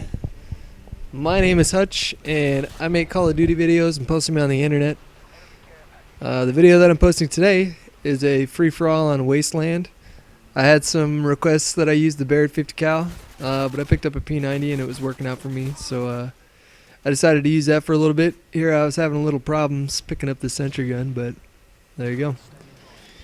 And again, my perks are Stop and Power Pro, Ninja Pro, and Sleight of Hand Pro. And these are probably my 3 favorite perks. I rarely ever deviate from these 3 perks. De vez en cuando, once in a while, I will bust out with the Steady Aim Pro. But for the most part, I stick to Ninja. So I learned a valuable lesson in this match, and that's never underestimate the power of the care package. The idea occurred to me the other day because I've been using the Harrier Strike Pavlo and chopper gunner setup. And the idea occurred to me to switch out for the emergency airdrop if I'm going to be playing in a free-for-all. Because if you can get an 8-kill spree, which isn't too difficult, especially if you get that 7-kill Harrier strike, then they'll drop 4 random care packages. And as you will see later in the match, that can be the difference between joining a game like this what's already halfway done and losing, and joining a game that's halfway done like this and winning. So we shall see how it plays out. So what's my take on the Barrett 50 cal versus the intervention? I personally prefer the intervention, but there's no logical reason why I prefer it. The Barrett 50 cal is a better gun. It's semi-automatic. It has a bigger, I don't know if you call that magazine or clip, but it has 10 bullets, whereas the intervention has a 5-bullet magazine or clip. I really, truthfully don't know what it's called, so I'm just going to call it clip. So if you put on the extended mags on the intervention, you get 10. But if you have sleight of hand pro, there's really no point to putting on the extended mags because you reload so quick, anyways. So here I got a Harrier strike and then an emergency airdrop, and I am getting clipped from behind right now, and somehow I managed to squirm out of this, but I can't escape his grenade. I'm pretty sure he was in last stand. So okay, here comes the care package, bringer of hope, and a free for all here. I'm still down quite a bit. I think it's 600 to 1100 or 1000 here. So I was really sort of banking on this care drop or this emergency airdrop giving me something to do some work with. And amazingly enough, I was actually able to pick up all 4 of these without somebody coming up and crapping on me from behind. So I got an attack helicopter, 2 Harrier airstrikes, and a sentry gun. And as you'll see in a minute, I put those to good use. I mean, that is a lot of air support, especially in a free-for-all when it's 1v7 and there's 8 players, so it's you against 7 other players. You got this wide open map. Air support like that one is really going to do some work. So getting back, yeah, I mean the Barrett 50 cal is a better gun. You're gonna have more success with it. It's just, I personally, like, I've been sniping since Call of Duty 2, and it was all bolt actions in Call of Duty 2, so really, I was really fond of that game. So when I pick up a gun like the intervention, it really reminds me of it. And here, me and this guy getting this little cockfight here. I was trying to do a cheeky little jumper shot there. Somebody else cleans him up, and then I think I clean up that kill, yeah. So now I got... Okay, now I'm in a perfect setup to drop this air support. I dropped the Harrier strike on one side of this entrance, so drop one on the other side of the entrance, and then I set up a sentry gun right there. So I'm still down by about 5 kills, now maybe 2 kills. And at this point I was pretty optimistic that I would win the match, but think about it though, in a free-for-all, like, all you gotta do is get a little bit of open space, get some time to yourself, an emergency airdrop. I mean, that much air support, you're talking like 10, 15 kills. And I don't know, I think I might bust out this class more often, because I'm trying to focus more on like actually getting kills with my guns instead of, here I just foolishly rushed this guy. There was no point. I mean, I didn't see him in the window until the last second, but I could have just held back for a minute, but I was getting anxious. I could feel the victory coming. And there I get a quickscope stolen from me by my own air support. So yeah, lesson of the day. Don't underestimate the care package. If you guys are playing lots of free-for-all, you should definitely check that setup out. The Harrier Strike, care drop, and AC-130. I never even got to use the AC-130, but it didn't make a difference. If you like this video, come check out my channel right there on the screen. Sean0728 is my channel. And thanks again to Machinima for posting my videos. I'm out of here. Alright, what's going down, people? My name is Hutch, and you know who I am. Why am I telling you who I am? Who do I got with me today? Who are you? This is Mr. Trump, actually. Is it Mr. Trump? Are we going by Trump now, or what? Yeah, we're going by Trump. I mean, that's what everyone calls me anyway. People ask me, and they ask you too, how you know me and how I know you. And the truth is that me and Trump have been playing Call of Duty for quite a while now. Except, I kind of went off and I had a solo career. I'd like to think of myself as Justin Timberlake, and you're like the gay guy. I'm the Lance Bass over here. Lance Bass. Anyways, Trump is playing a game of domination. I can't even. All right, Trump is playing a game. Trump is playing a game of domination on Karachi. He's got the riot shield. And I want to say, my team here is doing the javelin and stinger glitch. It's some stupid thing where I guess if you hold the right bumper and you aim down when you die, you automatically let off the thing on the ground, and it just gets multi-kills all the time. So you can watch the kill feed and you're going to see a bunch of triples and quads the entire game. Wait, what happens? Explain this glitch to me. Apparently, if you hold the right bumper and then, like, go to lock on with your javelin or something, when you die, it shoots it at the ground and you just kill them. Like, it just, like, blows up around them. So I don't... But you have to run around holding in the right bumper all the time? I guess. I didn't really get the gist of it, but it sounded really stupid. I don't want to die over and over for no reason. So my team is not shooting their guns, basically. And I'm just now, did you get... No, I was about to ask you if you guys even won this match, but I don't want to spoil it. I don't want to spoil it. You kind of fucked up my plans, Trump, because I had a riot shield game where I went 15-15, and I was proud of that.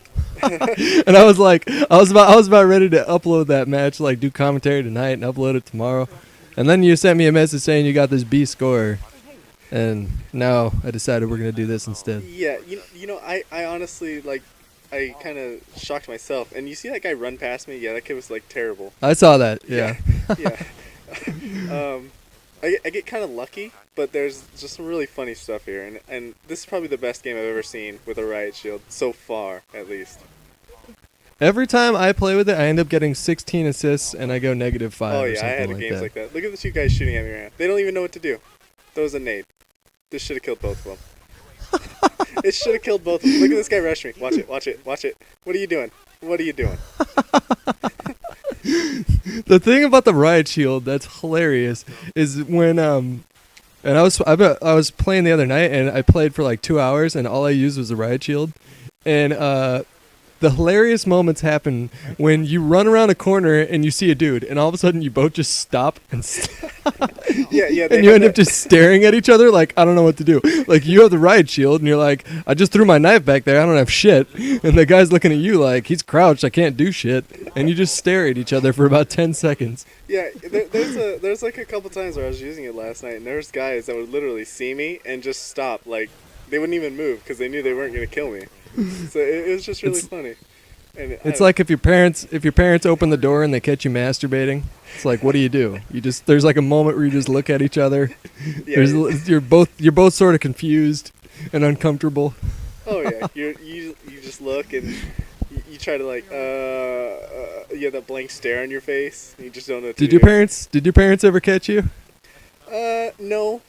I was pretty discreet about that. I've always had a lock on my door, so I kind of got to be able to hide the fact. I always did it really late because I don't really sleep that early. So.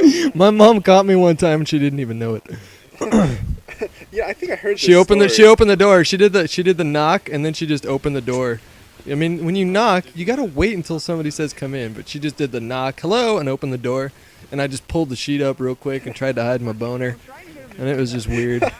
Yeah, it's just not okay being in a state of, like, sexual arousal while your mom's trying to tell you what the deal for tomorrow is. We got some errands we gotta do, and we gotta wake up at 10, and you're sitting there about ready to blow your wad. And yeah. It's just kind of weird. Yeah, it's the awkward moment, and you just don't know what to do with yourself. Because you can't get up, because your pants are halfway down, and you don't know what to say because you think they know, which they probably do. So it's just like, Oh yeah, dude. One time my dad caught me too. I was like 13 years old, and they went out the door to go grocery shopping. And whenever they left for grocery shopping or to go, like, get some takeout food or whatever, that was like always the moment where I was like, okay, run to my dad's Playboy stash and rub one out as quick as you possibly can before they get home. Oh, I remember those days. It's just get the fuck in the room and get it done, because this whole opportunity only comes around once a week. And so I ran into his room, and I grabbed his Playboy stash, and he had like an unholy army of Playboy magazines. I'm saying every single one since the Vietnam War. So I had like an archive of celebrities to choose from. It's like, who's gonna be my Playboy model today? I think I'm gonna go with Drew Barrymore. And so like I was getting to business, right? And he comes. I hear the door open, the front door open. I'm like, oh fuck! And I was wearing these sweatpants that was tied really tight, and I couldn't pull them up all the way because they were so tight. Luckily, I was wearing a long shirt, like a really long shirt, and so I just stood up, and he's sitting there staring at me, and he just asked me, "What are you doing?" And I just looked down in shame, because at that point I thought he knew. So like they go to the store and they come back. I'm like, oh my god, this is the most embarrassing thing I've ever had in my life, and I don't know what the hell I'm doing or what do I say. And I came back and my dad, I had it all planned out, what I was really doing back there. And my dad's on the front porch, and he goes, okay, and I walk out there and I'm like, Dad, look, I want you to know I wasn't doing what you think I was doing in there. And he goes, really? Because it really looked like you were using my phone to me. I told you a million times, never use our phone back there. I was like, oh, damn it. I was like, damn it, you caught me, you're right. And I just got off, Oh, you got off scotch-free there. You got pretty lucky. Right. I mean, I got it's lucky. just like how do you explain that to your parents? It's like, yeah, I was masturbating. Like Dad, I'm not gonna lie to you, I was jerking off. like how do you say that to them? Oh, look at this guy. He doesn't know what he's doing. Trump, the video is almost over, and I think this is the perfect opportunity to ask you, what is your top 5 if you were gay? Oh, we're gonna go with this again, huh? Having it. I think we both know who your number 1 is. Come on now, you know he's sexy. Channing Tatum. Channing Tatum is just so sexy. I think. Trump one time told me that Channing Tatum would be on his top 5 if he was gay, so I changed my profile picture for about 10 seconds this one night. It was like 3 o'clock in the morning on a Wednesday night, to Channing Tatum in like Speedo underwear with this huge package. Just that guy's packing heat, man. I haven't even seen his cock, and I know it's like 12 inches, He's packing. I mean, you look at the movies he's been in. They're all like dance movies, so he's gotta have something. G.I. Joe, yeah. Hello. Yeah. But we're coming to a close. They know my number 1, and I know your number 1, but they need to know it. So Benicio del Toro was at the top of my list. Really? So what was your final score here? It was 35 or 33, 5, and 6. So 4.0. Fucking beast with a riot shield. And sir. I would have had a beast. nuke if I had it unlocked. So you gotta know that. Well, thanks for watching, boys and girls. Trump, I'll let you say goodbye. All right, girls. Make sure you rate, comment, subscribe. Make sure all these 31,000 fans of Hutch. Now I don't even know how you got that, but you're just doing work. But thank you very much, and I'll see you guys later. All right, what's going down, people? This is Hutch bringing you my final commentary for Watch This Gaming. This is our top 5 play series, Modern Warfare 2, episode 8. I just got a new job working for Machinima, and I can no longer participate in this little project anymore. It's been really fun. I want to thank PJ and Sam for all their hard work, and I want to thank all you guys for subscribing to the channel and supporting it. Coming in at number 5, we got Mike Lowry. He's playing some team deathmatch on Afghan using the Akimbo Rafikas. He's going to get 2 single kills, reload, turn around the corner, rush their spawn, and get 1, 2, 3, 4 guys with the Rafikas. People say that gun is overpowered, and I disagree. I think it's a pretty balanced gun. What do you guys think? Coming in at number 4, we got Moldy in HD. And Moldy is going to be playing some domination on Terminal. And he's going to rush their A spawn, which is just notoriously bad. It's going to start off with a single spray. And he's going to follow it up with a 5-in-1 spray. So he's twirling around his reticule. He's salivating at this point. He wants more. So he's going to turn around the corner, call in his Predator missile, and follow it up immediately with a 3-in-1 Predator missile to finish off the clip. So 9 guys there in about 11 seconds. Really awesome clip. Coming in at number 3, we have Mueller, and Mueller is going to be playing, looks like Sabotage on Derail. And here's a clip that I really like this pick for number 3 because it goes to show you that it doesn't necessarily have to be a really flashy clip here. They've just planted the bomb, so now it's his job to play the objective and protect it. And protect it he does. Takes out 4 people really quick here. He would have gotten a quick scope on that guy, but a Predator missile took him out. Speed the clip up a little bit more. Clock's running down. He's just got to protect it a little bit longer. He's going to do some work there cleaning up 2 more kills. So he almost single-handedly protected a bomb defuse against the entire enemy team, which is pretty much all you can ask for. Coming in at number 2, we have Frostbelt. And Frostbelt is coming in with one of my favorite clips that I've ever commentated on. He's playing Domination on Wasteland. He's going to go into the Cave of Doom here and get 1, 2, 3, 4, 5. And it looks like he's got those extended mags on the intervention there, but 5 quick scopes back to back to back to back to back is not an easy task. I don't care what your cousin Timmy tells you. It's not easy. Coming in at number 1, we got Ryder. And Ryder is about to do some work here with the intervention. He's playing Search and Destroy on Skid Row. He's salivating. He knows there's a couple guys up there. He's going to miss a quick scope right there. He's going to duck around the corner and clean up this kill. Clean up this kill. And clean up that kill. So 3 quick scopes. Got 3 more guys to go. Misses a shot on him, but then picks it up right afterwards. He's still thinking that there's another guy up there. He's going to turn up the stairs, get that guy. Turn around the corner and finish it up with 1 more quick scope. So he gets an ace with the bolt action sniper rifle in a matter of seconds there. It's a really awesome clip. I want to see more Search and Destroy. Here's my exiting request from you guys. Send in more Search and Destroy clutches because I love seeing those. Once again, hope you guys have a great weekend. Thanks again for showing up and supporting this channel as much as you guys had. I've had a lot of fun doing this and I'm going to miss it. And I wish the best of luck to PJ and Sam. Thanks again, guys.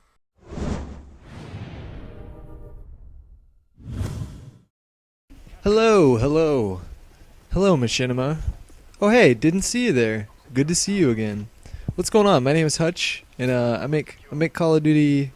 Well, I used to make Call of Duty 4 videos, and then post them on interwebs. Used to play Call of Duty World at War, but that game kind of sucks, so I stopped playing and went back to COD 4. But now I'm making Modern Warfare 2 videos. So right now I'm going to walk you through a match that I had on Sub Base, I think it's called. And I got the Barrett 50 cal with the Akimbo Magnums. And the reason I use Akimbo with the Magnum is because a lot of the reason I pull out the Magnum or a sidearm or something like that is because if you get a hit marker with a sniper, if you hit him in the shoulder or something like that, you can just jump into cover, pull out your Magnum and take a shot real quick. And usually that'll finish him off. And 9 times out of 10 I'm hip firing anyways, so why not have 2? I don't need to aim down the sights. So I really like this game, and I wanna ask you guys what you think of the game. In my opinion, I feel that Infinity Ward really took the time to listen to feedback from the community, from COD 4, and then I noticed them taking jabs at the World at War players because in the first mission of the campaign they talk about spraying like an idiot and how it's better to aim down your sights. And anybody who ever played Call of Duty World at War knew how much spraying went on in that game because of the dual mags for the round drum for the Thompson and the MP40. Overall, I feel like the game is a much more refined experience. I think the perk slots are pretty balanced. Dead Silence now has a rival with Sitret Pro where you can hear footsteps louder, and I don't know. I heard a lot of complaints that they made the game very noob friendly with the guns not having hardly any recoil at all, particularly the assault rifles. And they have pretty high rate of fire too, so if you're up close with a submachine gunner, a lot of times you can hold your own even if you have like an M4 or something like that. Here you see just a massive failure with the Barrett until I just pull out my pistol and pick them off. As far as the kill streaks go, I used to think that all the air support and stuff like that was a little bit overpowered, and then just today actually I started using the Javelin. So whenever I would see a Pablo or a attack helicopter or Harrier jet or something like that, Javelin takes them out just like that. So I'm not entirely convinced that those are overpowered either. That's me in the upper right-hand corner with a shaved head. Back in the day when I had a haircut. See, I'm really skinny, so when I shave my head, I look like a cancer patient. And that's my boo up there licking my tongue. It's Julia. Julia actually played the game. She's a non-gamer. She played Spec Ops. Julia, come here real quick. Did you like Spec Ops? Which was Spec Ops? Spec Ops was the 2-player co-op mode that you and I played. Oh. Remember, we did the sniper missions, stuff like that. You actually kind of liked that, huh? Yeah, I did. What did you like about it? All I can think about now is that you deleted it and how much I hate you for that. I had actually recorded it, and I was planning on doing a commentary, and then I deleted it because I didn't properly label the vid. But anyways, what do you think of the game mode? It was fun. I liked the sniper thing in this game a lot more than the other COD, and I was actually able to shoot some guys, and it was fun to run You were around. tearing assholes apart with that Barrett 50 cal up on that roof up there. And I snapped that dog's neck, and I knifed those You two did. fuckers, You and did. you erased it. And I erased it. All your accomplishments in Call of Duty. Seriously. What's it like dating somebody who's a Call of Duty fanatic? Oh. What has the last week been like for Julia? The last week, it's fine. I have my own busy life, so it's cool. It's cool. And you do a good job of balancing it out. But I remember a time when I used to absolutely hate it, and it was one of the big reasons why we broke up, I think. They don't know that we broke up the first time. We don't need to talk about that. We're back together now, so that's Yeah, good. We're happy. It's a new channel. It's Machinima, so there's hundreds of Right. thousands of people that don't know who we are and probably don't give a shit. But anyways, so it's not that bad dating someone who's a Call of Duty fanatic, huh? No, I think that as long as you're not totally needy and need someone to give you attention 24/7, I think it's totally cool. So this is launch week for this game, and I've been playing this game a lot. Has there ever been a time throughout the week where you've thought to yourself, fucking goddamn it, can't he just put the control over here and spoon me? Can't he just wrap his incredibly masculine arms around me and make me feel like a woman? Incredibly masculine. Yes. Yes, indeed. No, I was agreeing. There have been a couple times, but I've voiced it, and I think both of those times you came and wrapped your incredibly masculine arms around me and made me feel like a woman. Okay, good. Well, thanks for stopping by the Hutch Machinima show. It's my pleasure. I will be seeing you all the time because we live together, and I'm going to get back to it. Okay, that's it. All right. Thank you. Getting back to the game, I wasn't even looking at the screen. I have no idea what's going on. This is a pretty decent game. I don't play this game competitively, so if you're looking for competitive gameplay from people that play in things like MLG, Call of Duty, then you should look up a guy named Fear Moho, Fear space Moho. Team Fear is an absolute beast at this game, and they're actually pretty fun to watch. I mainly just stick to public matches because it's just where I have fun. I've tried competitive gaming several times, and it always gets reduced to a lot of shit talking and needless disputes of victories and things like that. And I don't know. At this point, I'd rather. I mean, I'm 26 years old, so like when I buy a game, I buy it just to have fun. So when I get off work, I come home, I just want to play some Call of Duty. I don't want to worry about some jackhole team leader that thinks he's awesome and likes to yell at everybody if they fuck it up or things like that. I just kind of like to jump on with my friends and do stuff like that. But here I was actually playing by myself. I wasn't in a party. So there was no... That's what... Enough with the that's what she says. What was that directed at? I wasn't even in a party? I was playing by myself. Okay. That was kind of lame. Anyways. So here I was playing by myself, but normally for this game I like to play with some friends and just kind of watch people go crazy with the akimbo shotguns and have a good laugh and stuff like that. But like I said, I really think that they stepped it up with this game. I felt pretty kind of spiteful towards Infinity Ward for COD 4 because they never patched it, I feel like they could have gone in and patched the game to make it a little bit more balanced and address that. But if they were taking the time instead of patching that to make this game, then in the end I'm okay with it because I don't know. I really enjoy what they did with this game. I haven't gotten too much into the single player campaign yet. I'm about an hour and a half, 2 hours in. But I feel like when they were drawing up the storyboard for the single player, they were just like, okay, let's watch every Michael Bay movie and have a marathon of 24 seasons 1 through 7, and let's make a storyline about that because it's just so reminiscent of 24, the TV show, and Michael Bay movies. But you know, like if you're playing this game to be like moved emotionally, then you're probably approaching it wrong. If you want a first-person shooter that's gonna actually make you think about stuff, then go play BioShock, because that game's amazing. This game's all about epicosity and big explosions, and you know, cool guns and stuff like that. So if you just take it at face value for what it is, then chances are you're gonna enjoy it.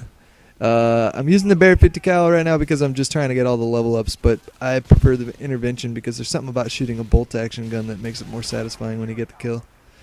So the game's going to be wrapping up here in a second. I think I went 31-5, so that's a little bit more than a 6-to-1 kill death ratio.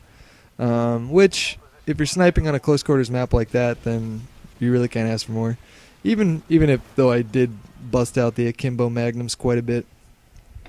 So if you enjoyed this little commentary with a glimpse of how my girlfriend views me playing video games, stuff like that, I regularly upload gameplays of commentary, montages, things like that. So come check out my channel. And until next time, I'll talk to you later. Bye.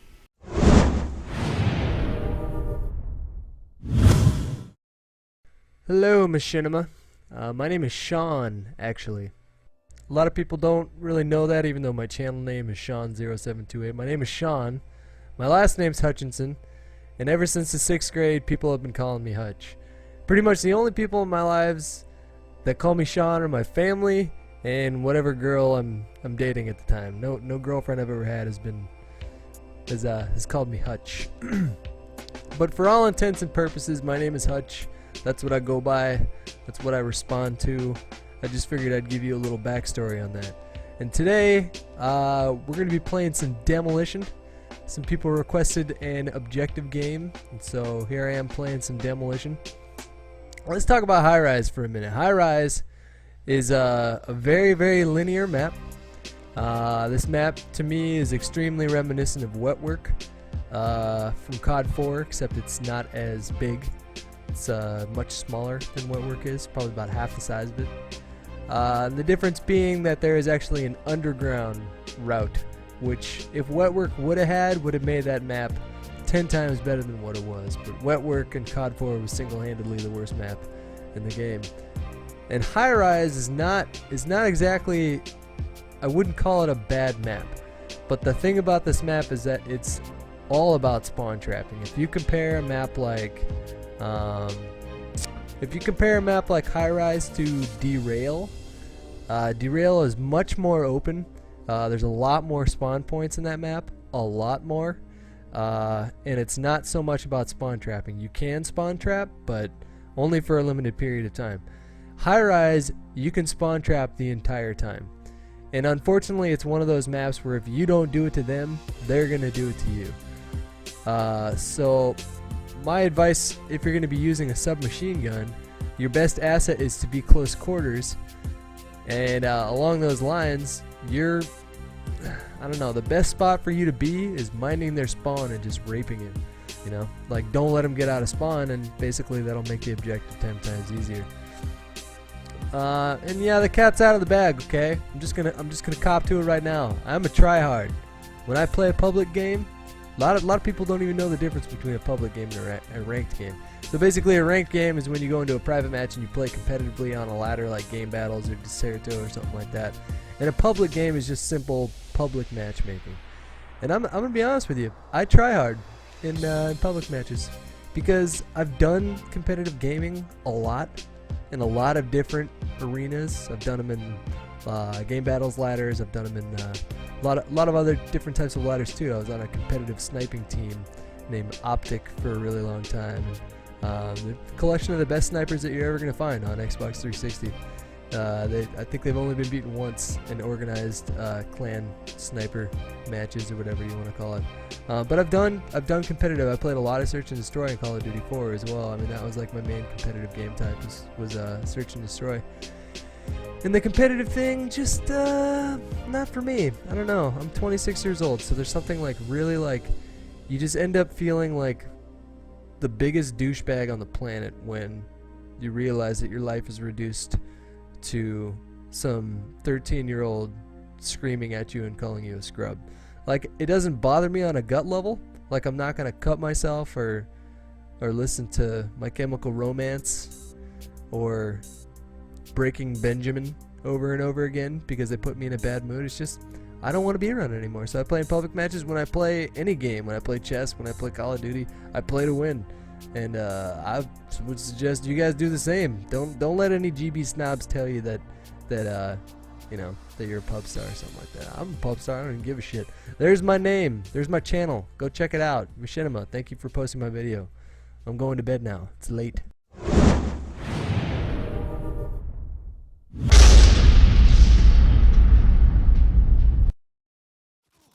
Alright, I'm gonna pick up the pace for this one, I swear to God. my last two gameplay commentaries were a little dodgy just because I had done it first thing in the morning. I was still a little tired, wasn't really fully woken up quite yet.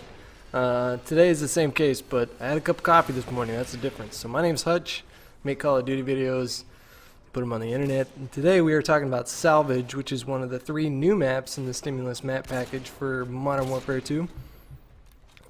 So today I have a collection of clips for you guys from this map simply because I am not as good at this game as I was let's say about 2 months ago, simply because I just haven't been playing it as much.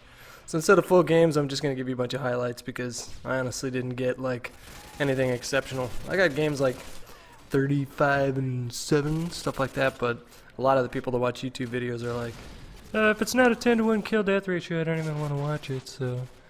Which, you know, I have issues with, but whatever. So first things first, about Salvage. Here's a nice clip, by the way.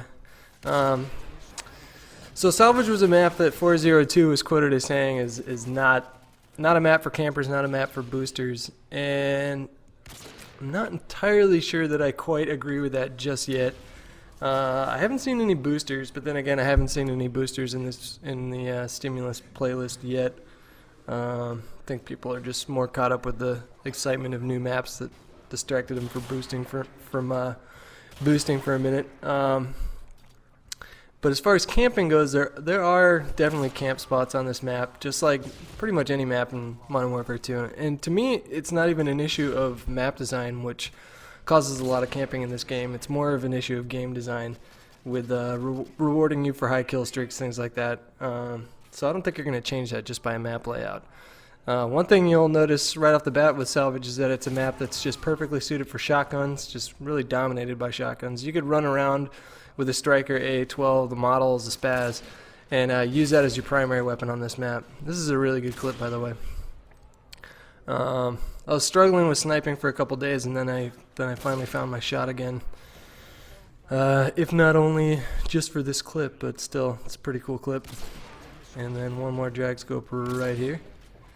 All in all, I do like this map. I was really struggling with it the first time or the first day that I picked up this map. I couldn't really figure out how to play it. There are a lot of tight corners, so you sort of have to proceed with caution. But all in all, I think it's a pretty good map. I would compare it to something like Backlot in Call of Duty 4.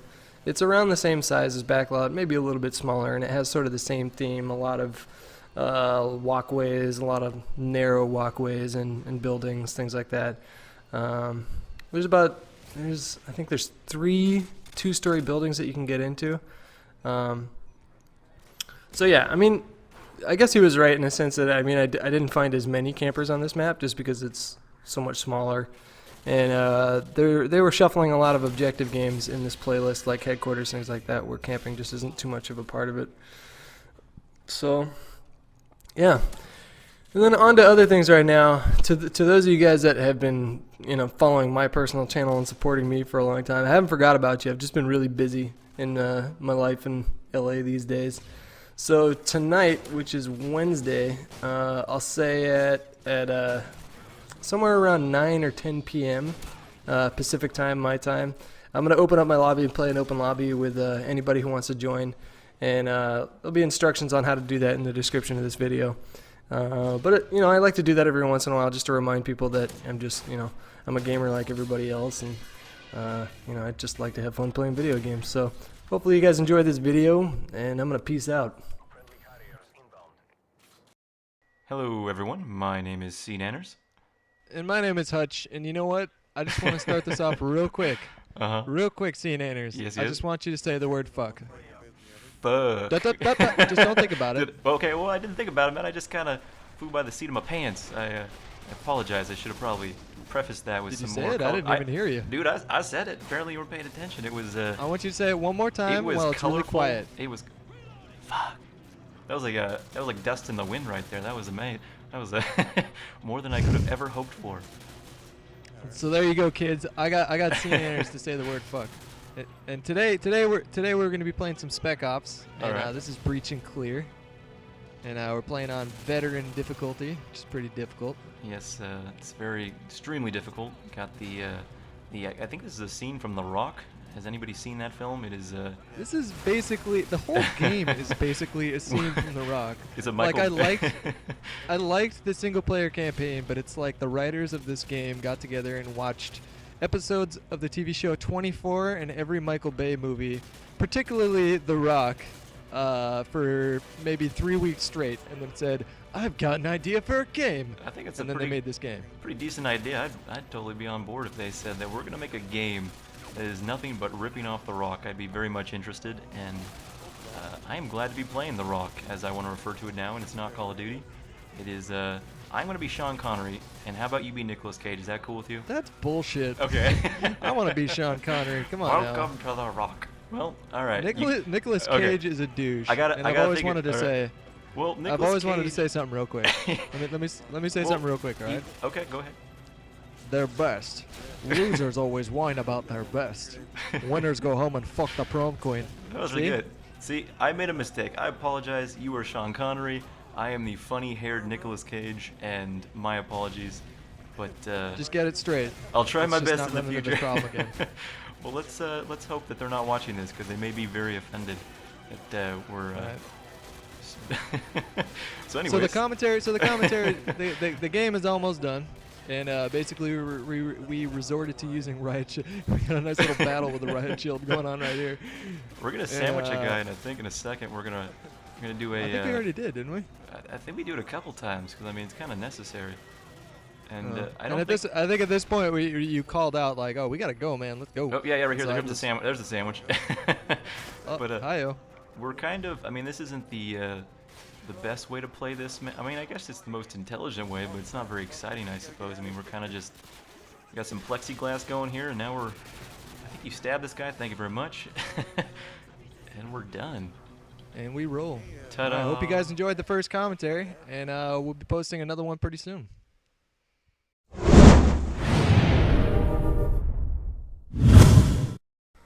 Alright, my name is Hutch, and domination is my favorite game type in this game. And I will talk about my specific strategies in terms of Afghan and this map. This is my favorite map in the game. But first I want to talk about different ways that you can be a douchebag in Call of Duty Modern Warfare 2. There's a lot of ways that you can be a douchebag in Modern Warfare 2. One of them being running around with lightweight marathon and a care package with Commando Pro and a tactical knife. One of them could be by hacking it so that you can somehow make it so that when somebody kills you they get negative 6 million XP, which apparently that's going on these days, which is not awesome. And another way is to play a objective game type like domination and completely ignore the objective and basically just go for kills.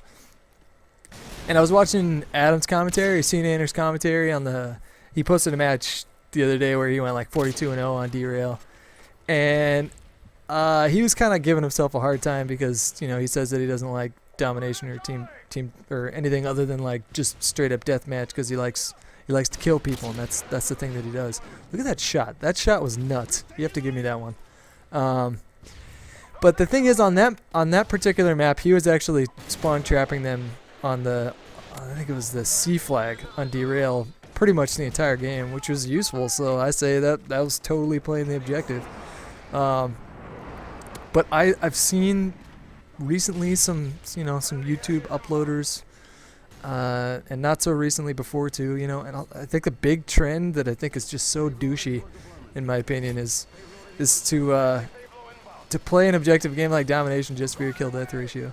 Now this map, in this game in particular, the one that I'm commentating right now, I do get a really good KD, and that's why I chose to post it. But when I play domination, I usually go like, I don't know, 30 and 20, something like that. I mean, like I don't usually get like a 2-to-1 KD, because most of the time I like to snipe, and every single time I'm really active. Like I will run from point to point, protecting, capping, things like that. And when you're doing that with a sniper rifle, anyone who's honest with themselves will tell you that, like, unless you're playing in a lobby where everyone is just total garbage, like running around with a sniper rifle in an objective game and being active in terms of like minding spawns and protecting points, it's fucking hard. It's not easy when you're going up against assault rifles that have very little recoil. I mean, it's difficult. I mean, your job's not really easy when you're doing that. So let's talk about Afghan. I think when you spawn on this side of the map where I'm at right now, when you got the C flag and the B flag right there, I think that's a better spawn than the A, because you have C and B right next to you. And when you spawn on the other side of the map on the A flag, you got your work cut out for you. You either have to run through those little caves of doom on the right side of the map, or run right through the center of the map to get to B. Both of those leave you really exposed, and they're some pretty bad choke points too. That's true if you have a class like lightweight or marathon. You can book it from the A spawn all the way to the C flag up there and chuck a nade and see if you can get like a couple kills from people trying to cap the C flag. But I do think this is the better spawn on this side of the map, so that's my take on that. If you're playing a game like domination, I think unless you have everything completely on lockdown, it's important to be able to just stop what you're doing and book it to the nearest flag. So I think like positioning yourself on a part of the map that can get you from either the A flag or the C flag, or the A flag and the B flag, is important. So as you can see right here, like I'm up at the C flag. I'm seeing if I can protect it right now, because when I look at my map, right, there's nobody else that's protecting C. I'm the only person here, and now we start spawning at C because that's the only flag that we have.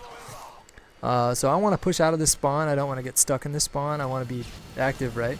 But at the same time, I can see that they're going to be going for the C flag. So first I want to lock this down, make sure it's nice and protected. And then I'm going to jump back into the action to see if I can go for the B flag cap. Or at least cut them off from getting to the B flag while my teammates cap it. Using your mini map in an objective game like domination is totally invaluable. Like that, your mini map is your best friend, and it's going to be the thing that I don't know, gives you, like, determines like how much success you're going to have is how much you use that mini map. Because when you die, you generally tend to spawn in waves in one point, like on one of your flags. So let's say you have 3 people protecting B, 3 people protecting C, and the other team makes a push for C and they take out all those people. Chances are in that situation, those 3 people that were protecting C are going to spawn on the B flag with the rest of their teammates, while the other people, while the enemy team is capping C. They've made a successful push, things like that. So if you're playing the objective, you need to be able to kind of mobilize yourself. And here, I was trying to go for this little corner jump, and I think I go for it 3 times, and I fail both times. My perks for this map were, what were my perks? I think they were Stopping Power Pro, Steady Aim Pro, and Stopping Power Pro. I usually go with Ninja Pro, but I've been prestiging recently just because I play this game enough. Why not go for the extra classes, right? And my secondary weapon was a gun that I haven't even really used at all. There's my 3rd fail. Somebody tell me what I'm doing wrong in the comments. I'm sure somebody already will before I even said that. But my secondary weapon here is the Akimbo G18s, the Glocks. And I'm not going to lie to you, the secondary rapes. Like, even if they're mid-range, if you burst fire with them, you can generally do quite a bit of damage with these beasts. Now in this situation I could be flashy and pull out my sniper rifle and you know, see if I can ward off everybody on that side of the map with a sniper rifle, but I mean I have a secondary, why not use it, right? And these guns are really good at close range and close to mid-range. Not quite mid-range just because the akimbo feature you can't really aim in. Plus with the Glock, even if you just had a singular Glock, you know, just a single weapon instead of akimbo, the recoil on this gun is just insane. And honestly, it's really built for hipfire. So here you see me posting up on the B flag here because they're spawning on that side. And when they're spawning on that side, generally their behavior is pretty predictable. They're going to be pushing on that right side. Every once in a while, like, you'll see a smart player cut through the middle of the map and go through the middle. But here, this is called the choke point. So if you have a sniper rifle, one of your biggest friends is going to be minding choke points and minding spawns. And at that point, I think that they probably switch spawns. They're probably spawning on top of the C flag. So I'm going to see if I can push up a little bit closer and see if I can trap them inside their spawn. So technically I'm not watching any of our flags, but I'm trying to trap them inside their flag, inside their spawn. That is playing the objective. That's preventing the enemy team from making a push towards some other flag, right? And here's the thing about me, right? I will hit some of the most crazy shots you will see, and I will miss some of the easiest shots you will see. And that's just online gaming right there. I mean, I think that happens to everybody. Of course, you know, you might think I'm terrible at the game, and that's cool, that's your opinion, but like, does that happen to you guys? You know, do you ever hit just crazy, insane quick scopes across the map and you can't hit a guy that's 5 feet in front of you? Either because your just fingers are not communicating with your brain well, or because, you know, lag, or maybe you do suck. Maybe I suck. I don't even know. So the game is coming to an end here, and at this point we've got it pretty much locked down. So I think at this point I was just like, F it, I'm gonna, you know, see if I can go for some fancy shit. See if I can rush their spawn a little bit and be a pain in their ass. Which is what I love to do. Like, I am the type of player that if I'm playing domination and we have 2 flags, I like to go to their spawn and see if I can box them in. And I think having a player like that is important, because if you have one guy that's running around just you know, throwing you off, getting a few kills in their spawn, switching up your position and trapping them in there, you know, that can really fuck with your head and make it so that, you know, it's a lot harder to be capping flags when you got a guy running around doing that to your team, which is what Sea Nanners was doing on that one videos. So the game is wrapping up. We win. I think I did a pretty good job playing the objectives and being really active. All with a sniper rifle too, and not camping, and you know, I got a good KD in the match too, which was kind of a perk. But if you guys see other objective matches being posted on YouTube and the poster isn't playing the objective, you know, and especially if like they still lose the game while they're going like 90-4, say some shit to them. Tell them Hutch sent you to call him a douchebag for doing that because it's lame. Hope you guys enjoyed the video. Hey, come check out my channel. It's pretty sweet.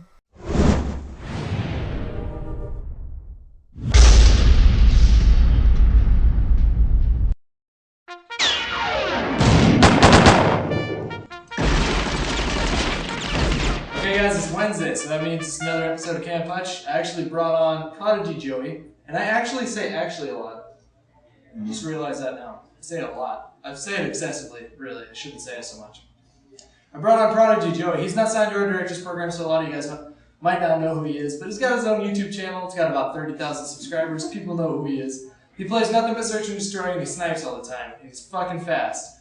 I pulled some strings, got him a little contract, so you guys are going to be seeing some videos from him pretty shortly. Also, you know, I just want to clarify that I'd like the show to be a place where you guys can kind of get to know the directors, what they're all about, where they're coming from, and if they have an opinion on something, they can share it with me. So sit back and enjoy it. Fucking weird. Okay guys, I have Prodigy Joey with me here today, and a lot of you guys might not know who he is. So I'm going to go ahead and let you introduce yourself, sir. How long have you... Well, first of all, how old are you? I am 18 years old.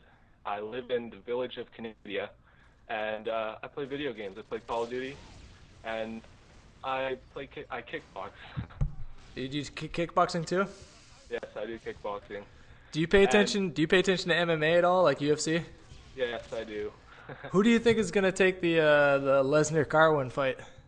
I think that Carlin's going to take it just because he KO'd Frank Mir so quick, and Mir was pretty good against Lesnar in the previous 3 fights. So, yeah, I think Carlin's going to take it. What about you?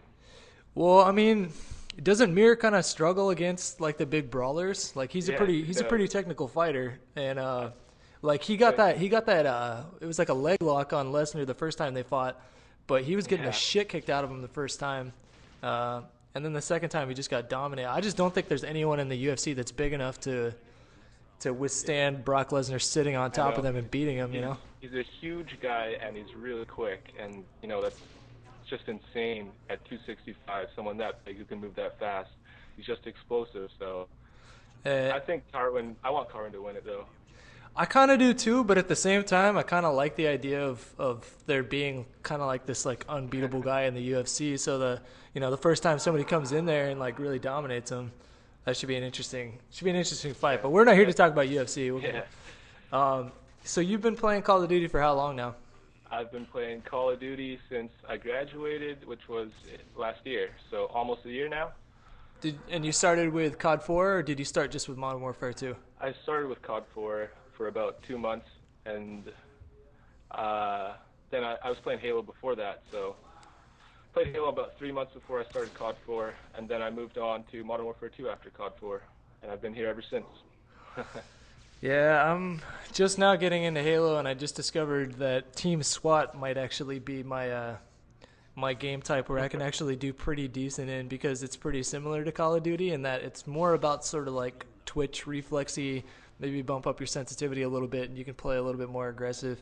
But have you played MLG inside Halo 3? I have, and I get just dominated, just like really dominated, because Call of Duty it's not so much about precision. And I've talked about sniping before in Call of Duty, and how I have this theory that like accuracy is important to a certain degree, but I think in Call of Duty, the more that was nasty. That was a nasty shot there. I think in Call of Duty, I think something that's more important is finding a balance between aggressive play style, like playing aggressive and playing smart. Like I think that if people make the mistake of playing too passively in Modern Warfare 2, and that's why I particularly enjoy your videos. I've been subscribed to your channel for a while.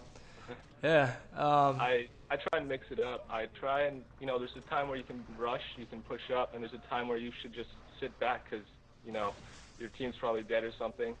And right here, you see I switched to a hardline class. The reason I did that was because I had a Predator missile, and I thought I was on a 5-kill streak.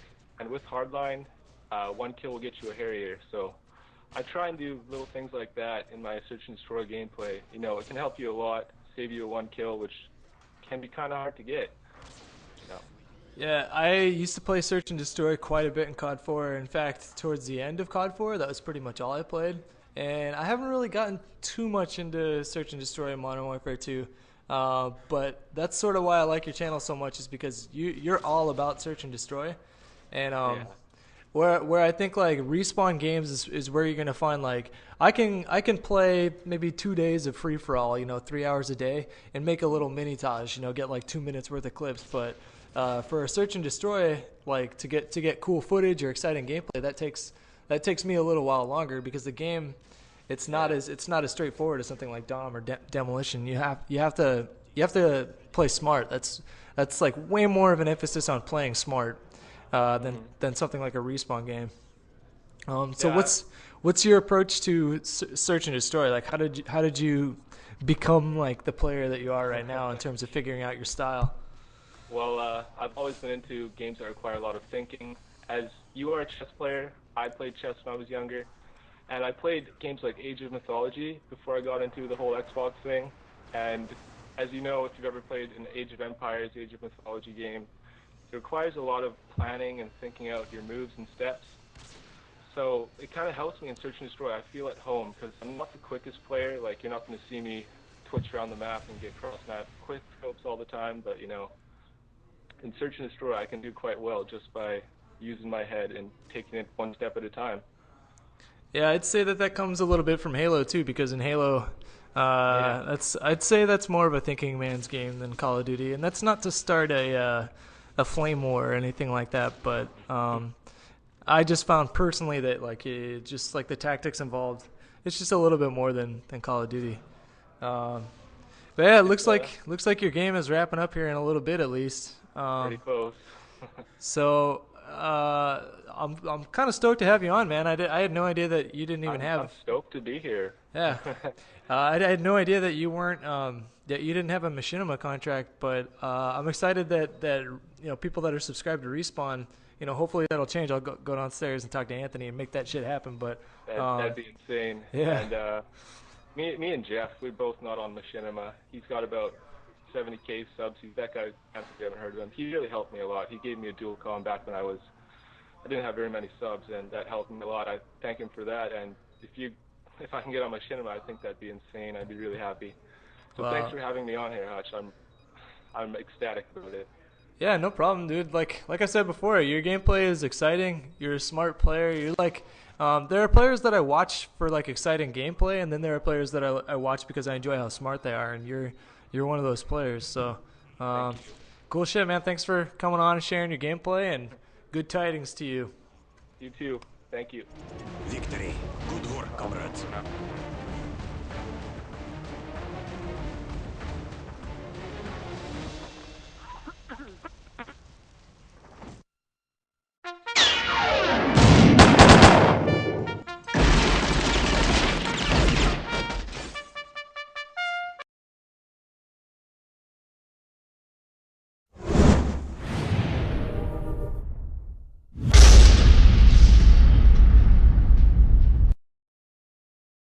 Ahem. What's going on, everybody? My name is Hutch, and typically I make Call of Duty videos and put them on the internet. Today we're going to be looking at Bailout, which is the second new map in this little series that I've been doing. In the map pack, that's one of the new ones. Now, the last one is Storm, and I'm going to be doing that one tomorrow, and yesterday I did Salvage. So Salvage yesterday was really small, a lot of close quarters. Bailout is a mixture. This might be redundant, I don't know, you guys probably already heard a lot of this about the new maps here, but Bailout is a mixture of a lot of outdoors and a lot of indoors. So you have a lot of narrow corridors, and then you have a lot of open space too. And right now I'm playing some headquarters, and I'm trying to cut these guys off because they keep on rushing us, trying to flank us. And at this point I start making my way towards the headquarters, see if I can flank them from behind. And I got the Spaz 12, and apparently if you put a holographic sight on the Spaz 12, it gives it more range. That's just a rumor that I heard. So I tried it out. I didn't really notice a difference, but maybe one of you guys in the comments can confirm that for me. So we got the headquarters. Now we're trying to protect this bad boy. Like, how do I feel about Bailout? I don't know. Like my whole opinion on Modern Warfare 2 in general has been very tainted lately, just because of the ever-flowing stream that is noob tubes. Just in every game, there's a lot of bling red dot noob tubes. There's a lot of one-man army noob tubes, and it's really souring the experience for me. But I'm not gonna harp on that too much. Needless to say, I've been a little rusty lately, but the last couple days I've been able to pick it up and get some pretty decent gameplay. I said it in the interview with Robert Bowling. This map kind of reminds me of what's that map? Broadcast in Call of Duty 4. You know, it's the same kind of setup, and you got the large sprawling outdoorsy area, and then you got a bunch of buildings too. Map itself is pretty big. I don't care if there's noise. It's fine. Why don't you say hi, Sark? Hi, Sark. Very funny. Have you heard that one? I have. Have you gotten a chance to play Bailout yet? Me? Yeah. I fucking love Bailout. What do you like about Bailout? Multiple avenues. It doesn't feel too choke pointy. I feel like Infinity Ward maps are all choke pointy. That's a word I made up. There's no spaces or hyphens in that. Alright, I got your word. So it's like you got the street, you got the balcony through the apartments across the street from where we're looking at right now, and then you got this whole route. It just feels like you've got options. It doesn't feel like shipment, which I know you... or no, what is it? Wet Work. Remember Wet Work? Yeah, I remember that. That map bugged me. Yeah, I don't know. I think like this might be my favorite out of the new map pack. Either this or Overgrown. I really like how Overgrown switched over to Modern Warfare 2. But this one seems like I like maps where you have, just like you said, you have options. Like you can like there's a lot of different routes that you can take to get to a certain point on this map. And I think in a game like Headquarters, where flanking is such a big part of that, I think it lends itself really well. Yeah, a good example is Salvage. Salvage, I mean, we've had it the same amount of time as this. Salvage already has about 3 or 4 spots where if you drop a grenade, you're going to kill somebody. Like, Yeah. it's just very choke pointy. Yeah, and I didn't like Storm either. I guess I'll talk about that tomorrow. I didn't like Storm the first few days, but the times I did play today, I actually did like it, just for its map design. Whether or not it, improved the gameplay is something else, but I don't even know what that means, what I just said, but whatever. Choke pointy. If I just keep saying choke pointy over and over again, can I fill an 8-minute commentary? I just did choke pointy. Well, this is pretty choke pointy right here, actually. Like, in Headquarters, you tend to spawn in the same spot once the Headquarters is established, and these guys are spawning on the bottom of those stairs, and it's like shooting fish in a barrel. They just keep on coming up. Wow. Yeah. Well, I mean, there's definite hot spots in this map. It just feels like if you wanted to get to the other side of the map right now, say it was a different game type, yeah, you'd have a choice. You wouldn't have to run through a cement tube in the middle of Salvage where you were 50-50. Yeah. Yeah. You were wrecking on this. I was doing all right this game. I was struggling the last few days. We've installed that. Ew. Oh, and then I got fucking crapped on by this. This guy was just waiting for me too. Asshole. Because that happens in real combat. Yep. One thing I did want to talk about today, because people are saying, Hutch, how come you don't talk about your life anymore in the commentaries? And I don't know, I just didn't. But I'll talk about the differences between Northern California and Southern California real quick, just to wrap this up. I will say that there are douches in both parts of California, but the douchiness that you run into in Northern California is more like kind of pretentious. I read Noam Chomsky and drink lots of coffee and wear scarves in coffee shops. And the douchiness in Los Angeles seems to be like, I frost the tips of my hair, and I also wear a scarf, but it's from American Eagle, so it's better than your scarf that you bought at a vintage store. And I know a guy that directed a movie with Dolph Lundgren in it or something like that. That's the kind of douchiness that I've run into here. But I don't know. There's douchebags in both parts of California. And yeah, that about wraps up this little gameplay commentary Wow, are on you gonna Bailout. commit suicide? Do I sound depressed? No. I'm just giving you shit. I'm just being douchey. Oh, fucking douche. But you didn't frost your tips, so you're good. Nope. All right, guys. What did you think of Bailout? Leave a comment. Let me know.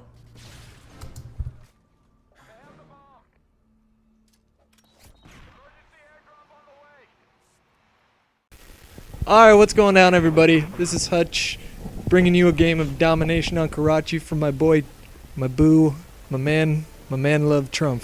Yes, it is Trump.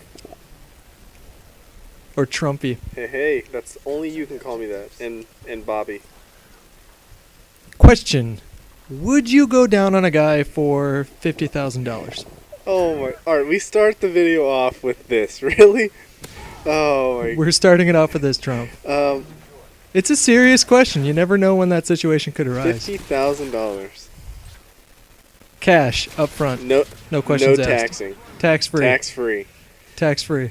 I might. I think I'd say yeah. Even if the guy said, "I want to savor this, go slow so I can enjoy it. I want a 20-minute BJ." 50 grand. That's 50 grand tax free in cash. Money talks. I gotta say, money talks. Money. Okay. If the money is right in front of your face, and he says, "There you go," and he gives it to you, or he deposits it into your bank account, and says, "Now it's your turn," you're saying you would say no? I'm not saying that. I'm just saying. I'm laughing right now because it's funny. That's what I'm saying. I've had many conversations like this. I played poker with this one guy who was like a total meathead. He went to the gym all the time, and like we were playing poker with him one night, and he was talking about how like gay people gross him out and all this other stuff. And I got him to admit that he would suck a man's penis for the ability to fly, like. And he like immediately like I was like, what if? And I gave him like all this money, like 2 million, 5 million, and I was like, what if you could get the ability to fly? And he was like, the ability to fly? Fuck yeah, I'd suck his dick. And then we all made fun of him for weeks and weeks after that. Hold on. You cannot make fun of someone for being able to fly. I don't care what you did. If you're flying, you're doing work. Okay. Think about this. No, we didn't make fun of him because he said he would suck dick for the ability to fly. We made fun of him because he was such a homophobe, and here he was like admitting to doing something like that. I mean, like, I think I would suck dick for the ability to fly. Are you kidding me? I would do. Fucking fly. I would do a lot of things for the ability to fly. I mean, think about this. You and Julie are just out one night. You know, what do you want for dinner? I don't know. Let's go to Paris. I'm gonna take you to Paris tonight, and you just fly, Superman style, and her eyes would light up like a Christmas tree. Like, it'd be amazing. Oh. Julia wants to travel like crazy. We don't have a whole lot of money right now because we just moved, and she's feeling it, you know. So she would love that, man. I could just sweep her up and take her to Paris. I mean, everyone would love that. This is a question of the day for the comments forum. If a mystical genie who was a man with an 8.5-inch erect penis told you that he would give you the ability to fly if you went down on him for 20 minutes, would you do it? And why? Or why not? I want full details in these comments, people. And anyways. In the comments, do not leave all these, oh, you're fucking gay, you suck dick for this. Like, no. This is a hypothetical question, and we're not here to produce all this hate and animosity towards gay people. So little do people know, it's not the things you do that make you gay. It's the things that you are that make you gay. Does that make sense? Like, you can be gay and suck dick. I mean, I've never sucked dick. I mean, if Trump here were to present himself in front of me nude, I don't know what I would do in that situation. But I'm a straight man. But like, what makes you gay is wanting penis near you, in or around your mouth. Not actually having it in or around your mouth. A lot of male gay porn stars, actually, they're not even gay. It's like you have to get your start in the porn industry by doing gay porn. Well, yeah, because I remember reading an article about a guy that he actually started off. I think his name was Matt Stone. He's a really, really buff porn star. And he started off in gay porn when he was 19 years old. And he's not gay. It's just he had to start there because that's where the money is. Because if you watch porn, how many of you are actually going to go, ooh, that guy is packing? No, you're looking at the girl the whole time. It just doesn't work. I'm telling you. You have to look at the girl. But so you and me have been playing this game together for quite some time now. About 2 years, year and a half, something like that. Year and a half, I think it is. Oh, you're gonna have to end this. Tell me when it ends because the video's buffering slowly. Yeah, well, we have 3 minutes left. All right. Oh, the things to talk about in 3 minutes. Yeah. I don't know. You pick something. Trump. Go for the topic. Here we go. Let's see. Oh, you put me on the spot here. What would you say is your favorite thing about this game? It's gonna be cliched, but I love the fact that there's no juggernaut. Like, the painkiller is sort of an issue. Like, if you're playing with a good team and you're just spawn fucking the shit out of them on domination, then of course you're gonna see some painkiller. But if you go in like a mercenary team deathmatch game or a free-for-all game, or if you're playing against an equal skill team, then you really don't see it that often because you just don't. But no juggernaut, and the fact that I like the snipe more than anything else is definitely a positive. That and the fact that I just feel like everything's a whole lot more balanced this time. Let's talk about the Model 1887s. Do you think that they are just? Do you think that they need to be patched? Do you think that? I mean, like I was thinking about it today, and I think they wouldn't be overpowered if there wasn't the akimbo option for it. Like if it was just a straight shotgun, I think that would be pretty balanced. But I think it's the akimbo part of it that makes it just out of control. Yeah, actually, honestly, I see it as akimbo should not be on anything at all in the game. Like, even the USPs are really unbalanced because it takes 2 bullets from a USP close range to kill them, and now you have 2 guns with I think it's like 12 bullets in the clip, and you're hip firing from both of them. It's just akimbo makes the game so unbalanced, and I don't think akimbo's the problem. Like akimbo magnums, like that's a fair trade-off. You can't zoom in. I mean, you have to be pretty close to use those babies. well, yeah, but I'm saying like if the guy's pretty accurate with them and you're close quarters, and 9 times out of I'd say probably 7 out of 10 times he might outshoot you if you have like an assault rifle or an SMG. I'm gonna respectfully disagree with you. I think akimbo's pretty cool, and honestly, how many people do you see running around with like akimbo P90s? I mean, they're out there, but you're pretty limited in what you can do. Like, you don't have a whole lot of range at all. Yeah, but the akimbo 1887s have got to go. Those are way overpowered. I mean, let's look at that shot you got yesterday, right? Yeah. No, that wasn't yesterday. That was 2 days ago. But I will be the first to admit I have been whoring it up with the 1887s the last couple days. My KD went from like 1.45 to 1.53, basically just from using those for like the last 2 days. Yeah. And that's not a huge jump, but I have a lot of kills in this game, so it takes a minute to let your KD climb a bit. And that's the end of the game. And I forgot what I went. I think I had like a 6.0 kill death ratio, but that's the end of the game.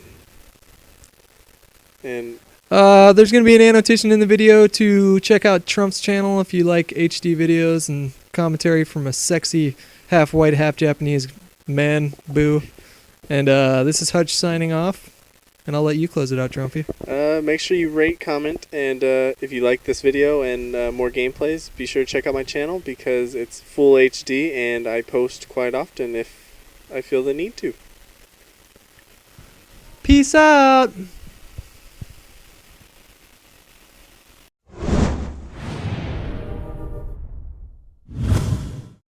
On today's episode, how to deal with campers. My name is Hutch, and I make Call of Duty videos. And today we're playing some Modern Warfare 2 on Afghan. I know this map. I'm using the Silence Mini Uzi, and my perks are Ninja Pro, so they don't hear my footsteps, and I don't show up on the heartbeat sensors. I think my blue perk is Scavenger Pro, so I don't need to worry about ammo.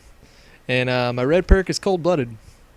And what's going on is, for this match I was playing Mercenary Team Deathmatch, which if you are playing by yourself, if you don't have a party going on, then Mercenary Team Deathmatch is pretty much the way to go because, I don't know, it feels like in Modern Warfare 2, and it was certainly the case with COD 4 as well, like 4 out of 5 times you join a random domination game, you're going to end up in a lobby where you're playing against a party of 5 or 6, and you're playing with a bunch of randoms on your team, and you just get your asshole stomped in. So Mercenary Team Deathmatch is a good way to kind of still. Ooh, this is cool. See, like, this is what happens when you don't pay attention. Like, I snipe a lot, and when I post videos and I kind of talk about my insight on what I think is effective for sniping, I talk about not having tunnel vision, and all 3 of those guys were they had their scopes zoomed in, and they were right out in the open, and they weren't paying attention to what was going on, so it was an easy... Looking back, I think I should have probably just stuck one of them and gotten a multi-kill, because I think there's a challenge for it. But whatever. I guess 3 knives in a row will do just fine. So, I was in this lobby, and a couple games before this, I realized that everybody in the lobby was just camping horribly, horribly bad. And so I decided, well, F these guys. I'm gonna pull out the Uzi with the suppressor, and with some Cold Blooded, so I don't show up on the radar. And I'll see if I can sneak up on them and use my ninja tactics to stomp their face in or something like that. My secondary weapon is the first machine pistol that you get with a silencer on it, which is just a goddamn beast of a gun. And as you can see, pretty much my main strategy throughout is to find where they're camping and sneak up on them, try and be stealthy like, and poop on their chest, otherwise known as kill them. And it's working out so far because I'm like 12-0. And my Harriers are doing some damage too. People have been complaining, and I don't know if I mentioned it in the last Machinima post, but I've seen a lot of people complaining about the kill streaks being overpowered, and I really disagree. Like, if you pull out a Stinger missile and you've got cold-blooded on, if someone's in an AC-130 or a chopper gunner, if you have cold-blooded on, they're not going to see you with an outline of red if you have cold-blooded. I mean, they can still see you technically in the black and white kind of thing from their perspective, but you're not going to stand out. Like, if you're in an AC-130 and you're raining fire and brimstone down upon a party of 6 or something like that, and 5 of them don't have cold-blooded and 1 of them do, you're going to be looking for the red squares, not for the little dude running around. So, yeah, that's my opinion on the air support. And as far as the match goes, in team deathmatch, I think it's the first team to, is it 50 kills or 75 kills? I can't remember. But I end up getting like half the kills just because I played it relatively smart and played it safe and all that stuff. I'm digressing. Anyways, there's something else I wanted to talk about in this commentary, and I wanted to ask for some feedback from the community.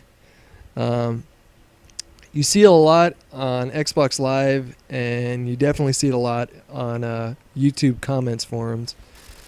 I just want to know, since when did online gaming become infested and overpopulated with prepubescent keyboard commandos that do nothing but talk shit and talk about how their GB team is ranked number 4 last season, and how they're sponsored by American Eagle and Dr. Pepper, and how shitty pub stars like me should just go kill myself. And I mean, obviously I'm not going to kill myself.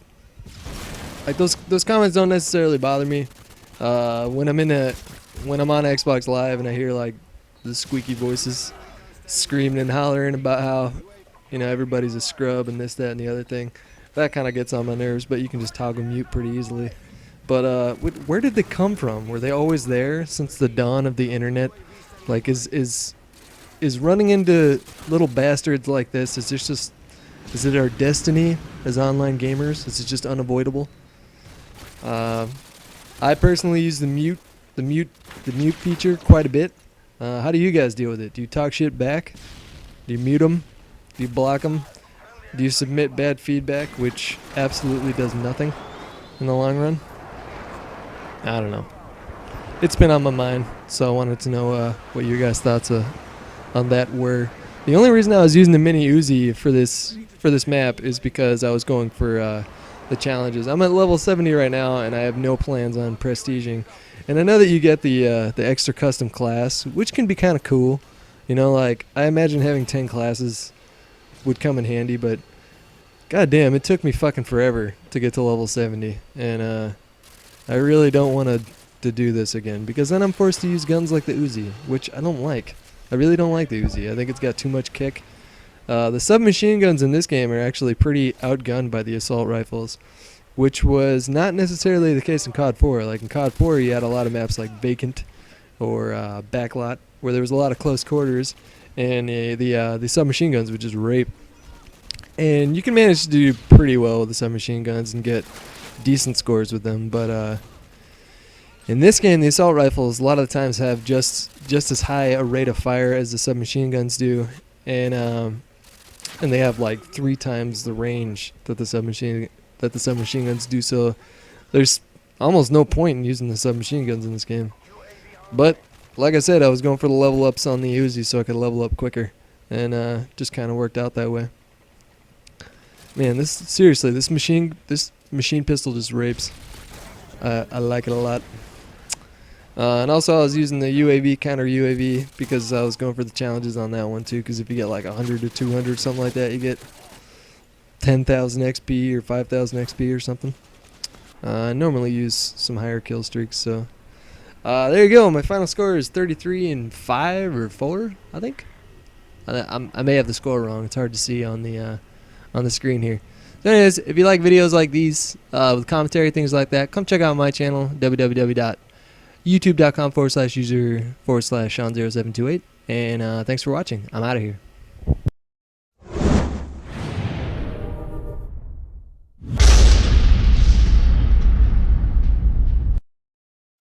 Alright, this would be take 1700 of the gameplay commentary over Overgrown.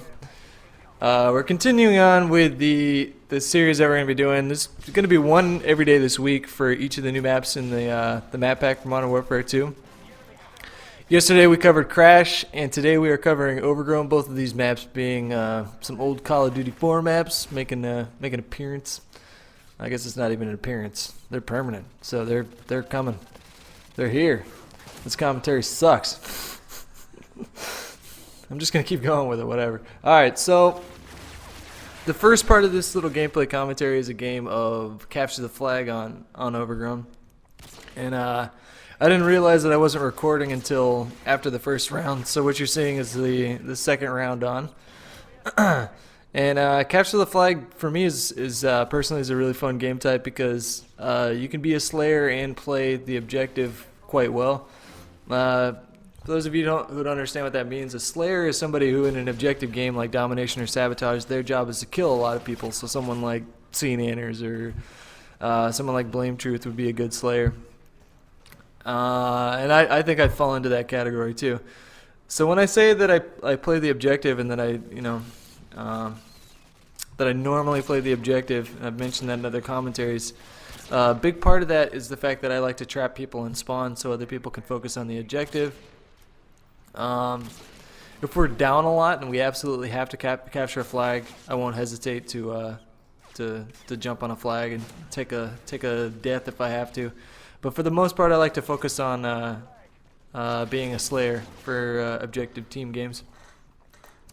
And Capture the Flag works really well on this map. I was actually really happy with the way that Overgrown translated. Crash, I was a little concerned about. That was kind of awesome, by the way that Predator missile stopped that flag. I was a little disappointed with how Crash translated to Modern Warfare 2 just because it's so small. And the spawns, I mean, like, I'm assuming most of you guys played COD 4 and you know about how easy it is to get stuck in that the A domination flag spawn trap on Crash, and that did not change in Modern Warfare 2 at all. Again, we're playing the CTF. I spawned at the gas station. This is one of those notorious bad spawns, and he was actually a pretty good clip. I get one guy, two guy, and three guys.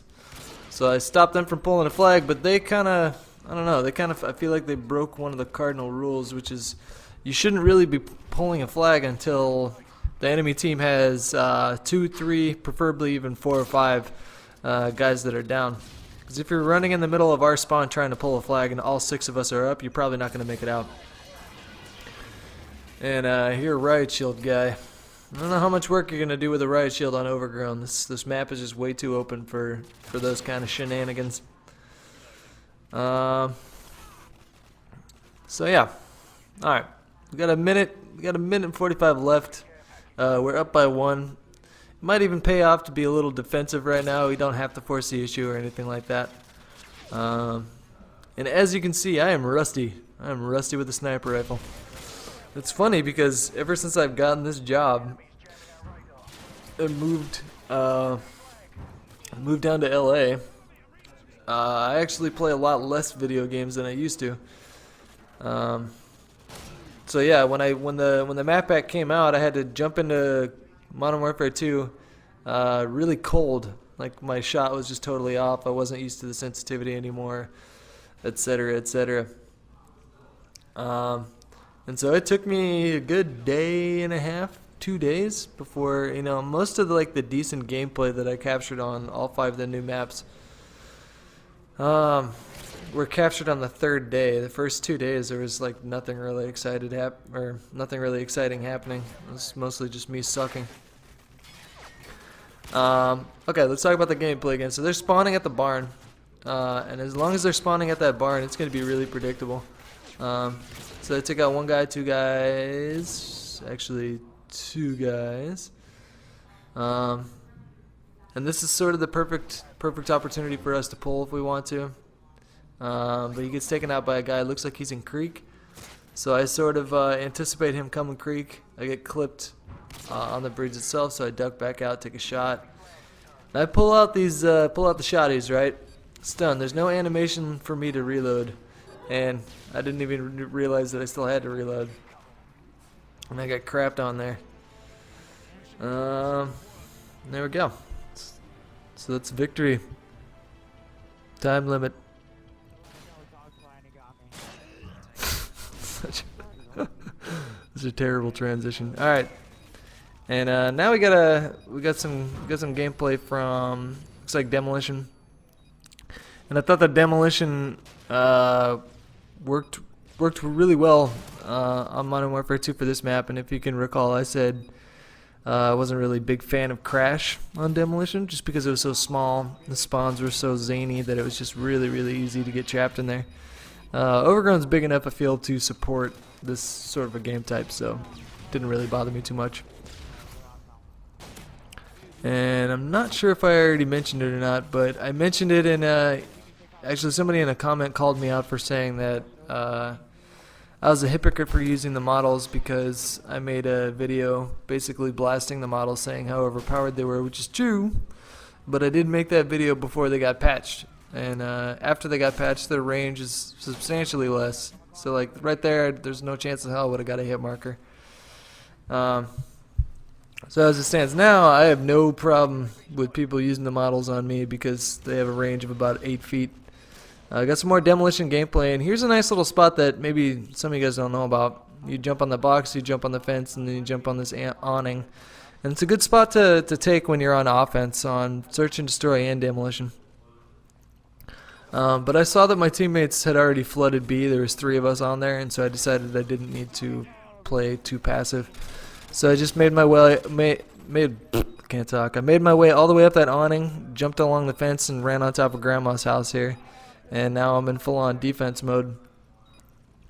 I don't see them coming directly from the A-bomb site, so that means that they're probably spawning on gas stations. So I turn around, take off one guy, take off 2 guys.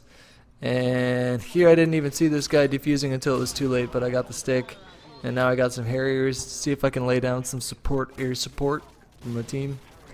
Looks like they got the bomb off on A, so I actually put the Harrier a little bit in front of A so that it can actually, the nose of the plane can aim at the flag eventually. If you drop it right on the flag, then the nose isn't ever going to be looking directly at the flag. And I got 10 kills towards my kill streak, and that's my 11th. So I'm going to pull out this chopper gunner, and this is one of the things that a lot of people were dreading with Overgrown, was the air support. And I did manage to get 5 kills up in the air right now before the other team took it out. If they hadn't taken it out, then it wouldn't have been so lovely for them. But luckily they had a couple guys on the other team that were pulling out stingers and just immediately taking it down. So looks like we got a little bit more gameplay from Demolition. That's a nice little drag scope. And we've already got the bomb plan off on B. So now we just have to plan on A and defend it. So I see my teammates doing that. I expect them to be spawning at gas station. Again, because that's just like the major spawn on this side of the map. So I decided to go up to the top of this 2-story. And see if I can trap them and spawn a little bit. See if we can protect this flag. But looks like they already got the defuse off. And then I really like this shot, and we'll just move on to the next gameplay. This is from Sabotage, so this is actually the last bit of gameplay I have for you guys. And how much time do we got left? We got about a minute and a half. Okay, pretty sweet. Yeah, Sabotage worked really well too. I don't know. I don't know what to say, guys. I was really happy with Overgrown for every single game type. It's funny how in a map like Overgrown and even in a game type like TDM, it doesn't really get boring. Like for some reason there's not a lot of campers that play, or not a lot that I've seen that play Overgrown really passively. Usually you see a lot of more aggressive gameplay, and I think that's because people sort of get this I don't know, false sense of security because the map is so big and they feel like maybe they can just get lost in it.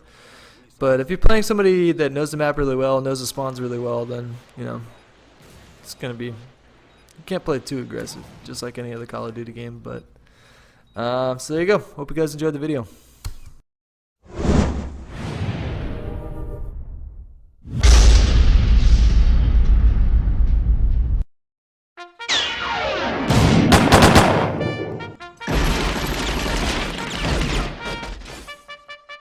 What's up, you guys? Last week, I got a chance to play some Call of Duty Modern Warfare 2 with Avenged Sevenfold lead singer M Shadows. Why is your fucking phone going off? That's a good question. I'm sorry you guys had to see that side of me. I get angry sometimes when certain fucking people aren't professional. Those people's names rhyme with being. Getting back to what I was saying before, I was incredibly and rudely interrupted. I got a chance to play Call of Duty with M Shadows from Avenged Sevenfold. They're releasing a new album. He's coming on today to talk about their hectic schedule right now because of their new album and his love for Call of Duty. So sit back and enjoy. Alright, what's going on, guys? This is another episode of Camp Hutch, and I've just got no big deal. I've just got M Shadows from Avenged Sevenfold with me. Matt, how you doing? I'm doing good, man. How you been? I'm good. You guys are busy these days, yeah? Very, very busy, man. We're promoting our new record, and we're playing live shows again. First shows we've been doing without our drummer, Jimmy. And so actually today, I'm in New York, and we were at our friend Mike Portnoy, who's playing drums at his house, and his son has Call of Duty. So me and one of my guys were playing Call of Duty all day today for the first time in a while, so it was fun.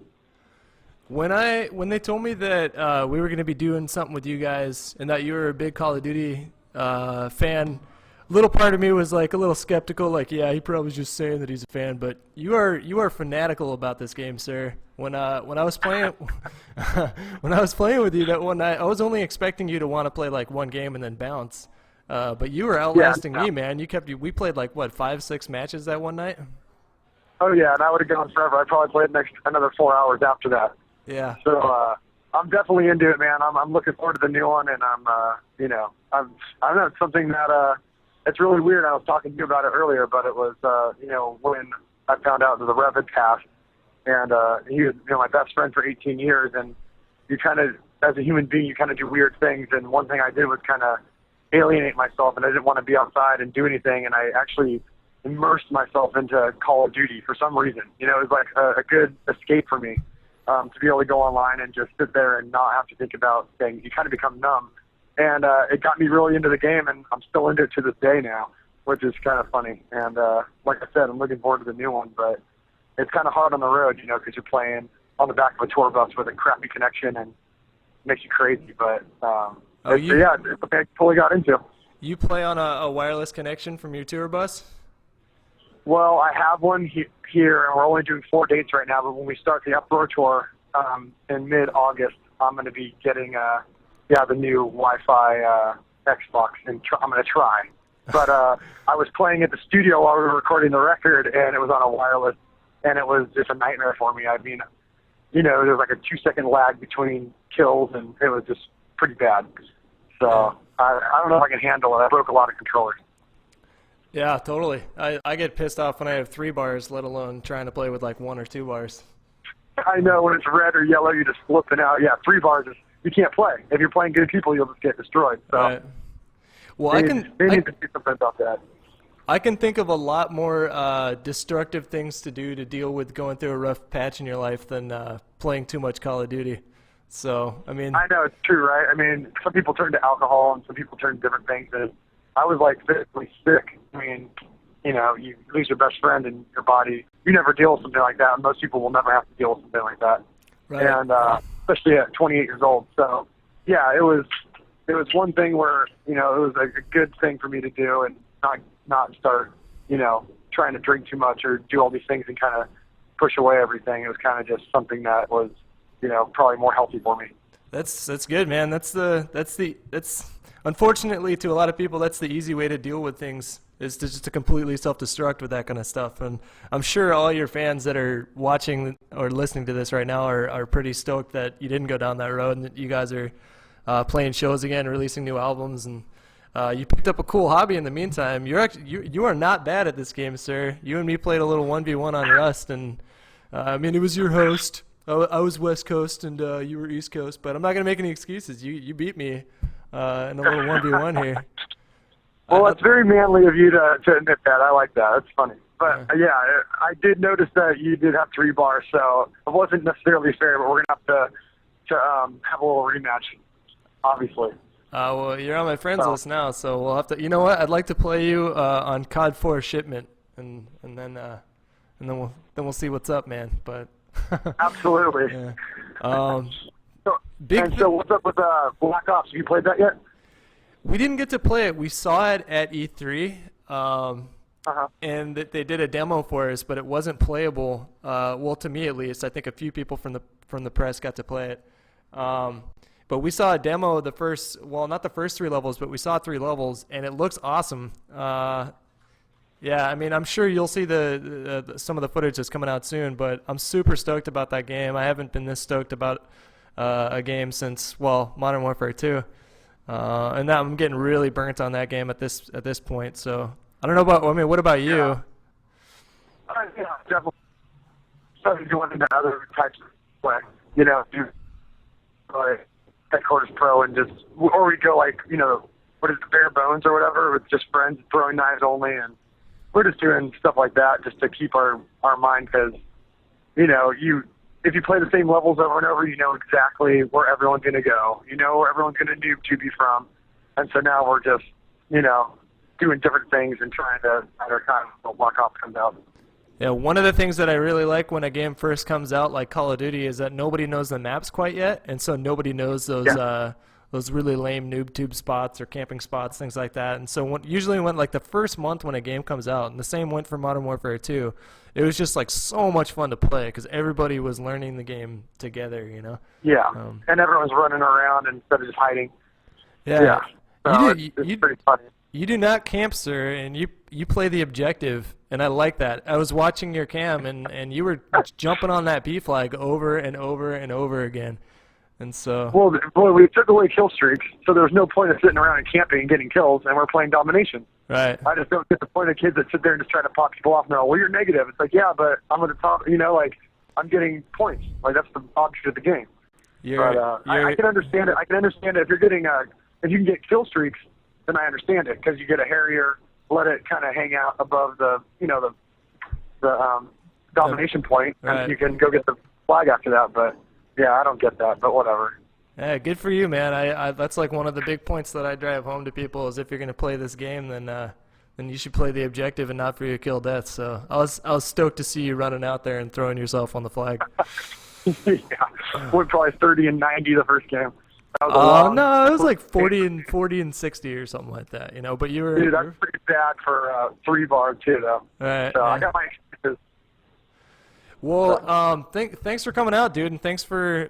If you guys didn't already, we didn't mention it before, but we opened up the lobby, and like a lot of your fans got to play Xbox and Modern Warfare 2 with you for like an hour and a half, 2 hours, and you were super chill about it. You were super humble. And that was a cool show, so I'm sure everybody appreciated it. It's a good time, dude. I'm still using that gamer tag, so I got no more room on my friends list, and I every time I try to, you know, cancel somebody, and then another one pops up, and I don't know how long that's going to last for, so I can't add anybody. But if anyone sees Avenge 7X GWF, then I'll play with them. Send me a friend request, and we'll do it. Cool. Right on, man. Thanks for coming on. All right, Hutch. Thanks a lot, dude. I'll see you on there. Take care. You too. Bye.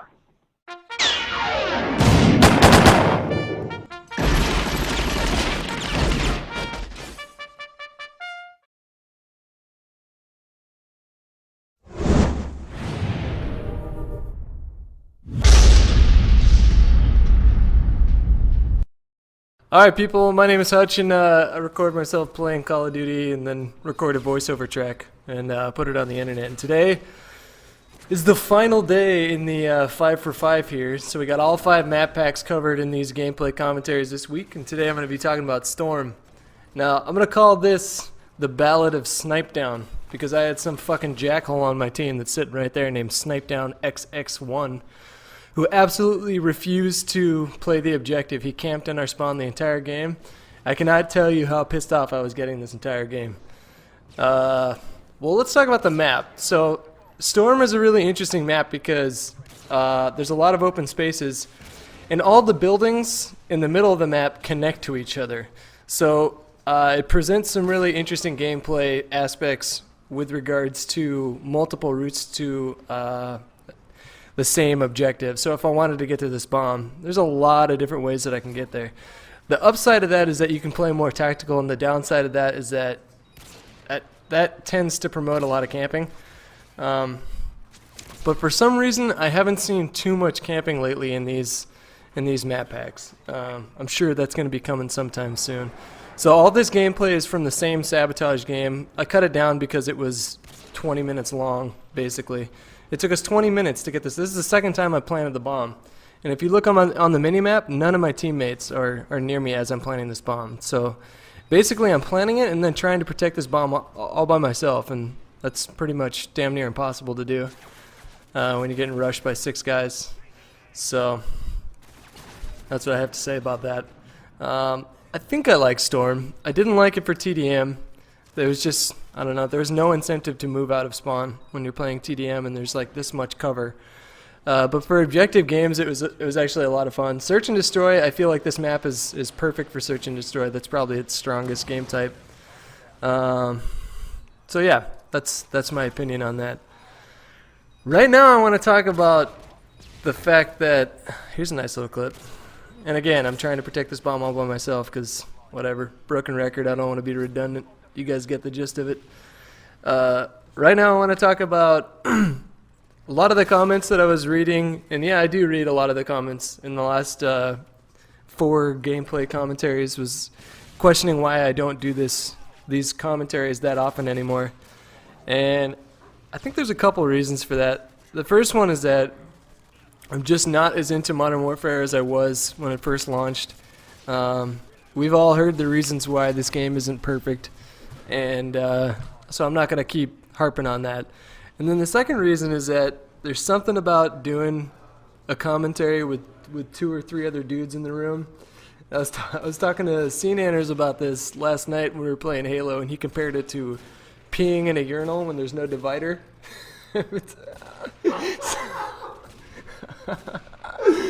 So it can be like, there's something about it that's really different for me.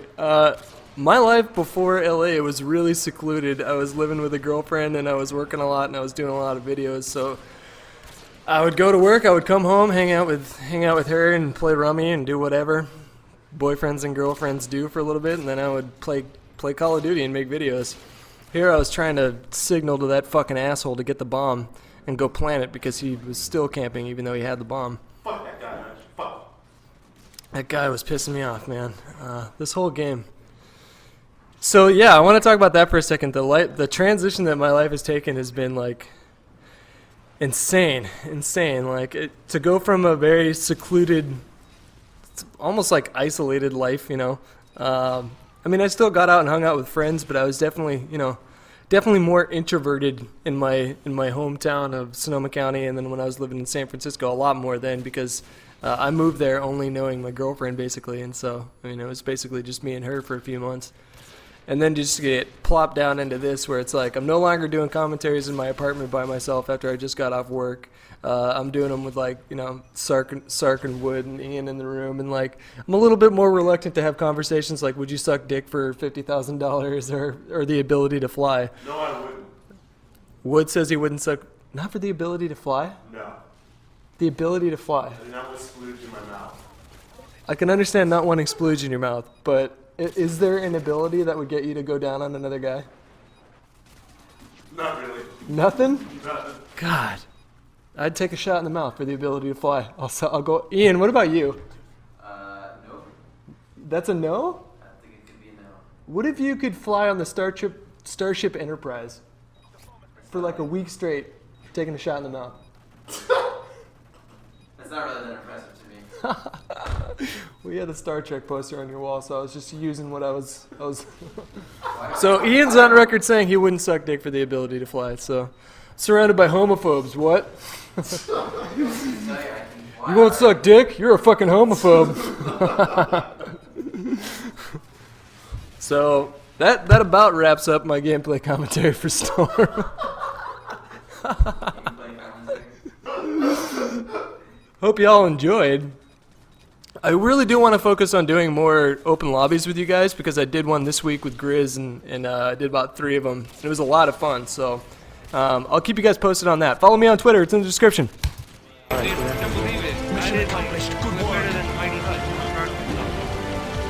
Hey, are you gonna make a video out of this? Right, can you put this shit on YouTube, man?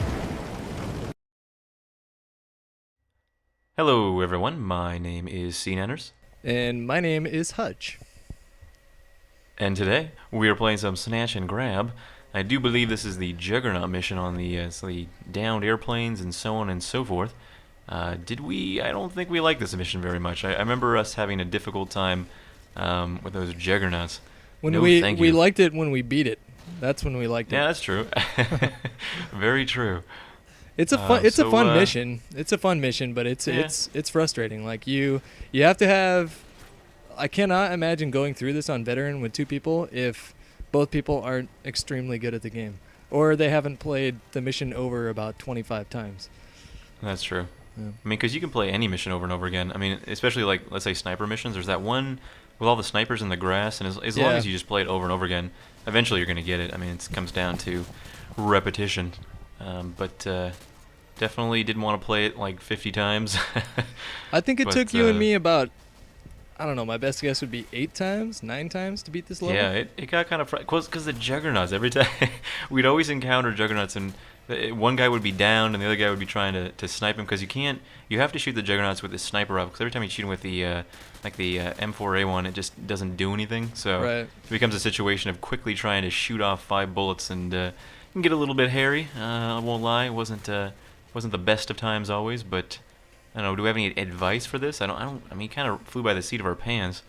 Well, the beginning part isn't too difficult. Where it gets difficult is when you reach, when you actually snatch the info and it's time to grab it.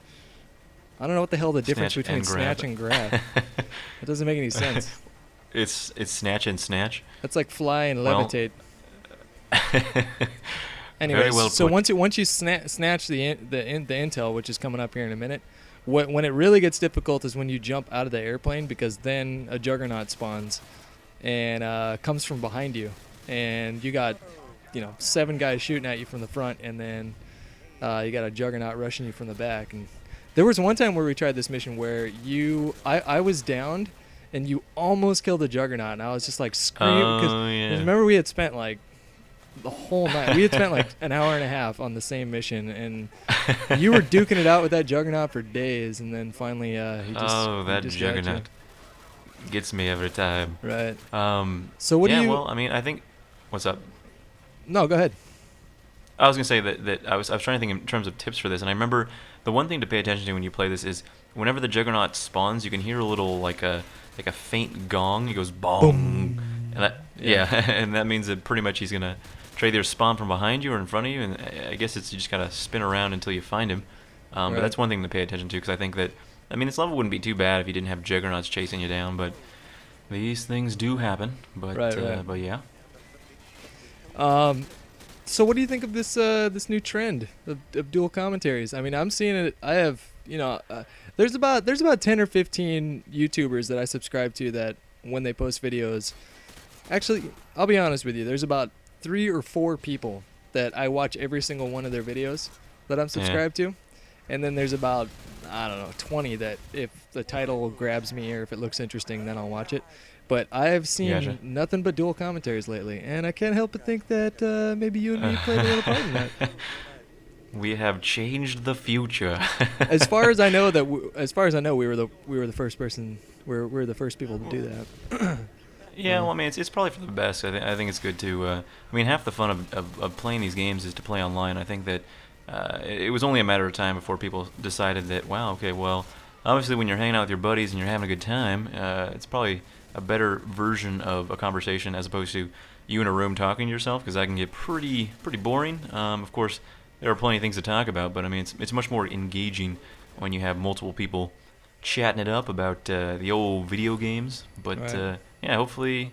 I mean, I don't know. I'm not like upset or something because other people are doing it. I just No, think that, no. yeah, I'm not either. it's- You know, like I was one of the first people that actually did commentaries. Like I did those sniper tips for beginners where I recorded a voiceover, and then shortly before that or after that, I honestly don't remember. Blame Truth started doing the commentaries, and then XCal did, and then it was basically me, Blame Truth, and XCal doing it for a while. So when I saw like other people doing it, I was sort of delighted. I thought it was kind of cool that us three. How many people before you were actually doing that? So I was kind of curious about it. It seemed like, because I mean, I came into the game pretty late. I mean, I've only been doing it like, I don't know, 4 months or so. So everyone was doing commentary, but Yeah. I mean, obviously that wasn't always the case. I mean, you say it was just the three of you guys. I mean, were there anybody in particular? Was there anyone in particular you were watching before that you kind of like? No, I honestly, you know what, I'm mistaken. I think there was a couple other guys, but I can't remember their name. I think one of them was called Crimson Gunner or something like that. But Gotcha. back when I first started making the videos, and like it was all montages for World at War, and then somebody asked me to upload a full gameplay or like a full match, and so I did that, and then somebody asked for a tips video on sniping, and I couldn't think of any other way to do it besides with a microphone, and so I just plugged in a microphone and I recorded a voiceover to just, you know, different methods of sniping or whatever. And it was around that time, and you know, I'm not gonna take credit for it because I honestly don't even know, but I really honestly don't know. But Blame Truth started doing commentaries regularly, and I wasn't even subscribed to his channel at that point. I didn't, you know. You were just aware of his presence. I was aware of his presence, yeah. And then XCal Gotcha. started doing it, and there was a few other guys, but I didn't really pay too much attention to like what other people did in terms of commentary. But you know what? I think it might be a good idea for you and me to discuss how the hell we do this, because I don't know about you, but I get a lot of questions on how. It's really easy. We just set up our own, like, CNanners crops the videos together. He sends me a link to them to watch on Zshare. So when the time comes, we plug in our microphones, we get into an Xbox Live party, and we record our voices while watching the video at the same time. We're not in the same room or anything like that. And so, yeah. Yeah, you can also use Skype as well. You don't have to get an Xbox Live party. But Right. of course, you have to have a USB headset, and I think the Astros I have. This is where I take down the Juggernaut with a pistol. Yeah. The Astros I have. I think they have a converter that I don't have with me now, but you're able to plug into your computer. And a lot of people actually record commentary with their headsets, which is kind of nice. It kind of doubles as playing the game and recording commentary. But in terms of, yeah, we just pretty much watch. It's not like everyone seems to think that we're like, we share like bunk beds, and we get up in the middle of the night. And I'd love to share a bunk bed with you. It'd be like Step Brothers, but slightly not as funny. We could do all sorts of activities, and I think it would be so great. Right. What is your favorite dinosaur? Velociraptor or pterodactyl, one of the two.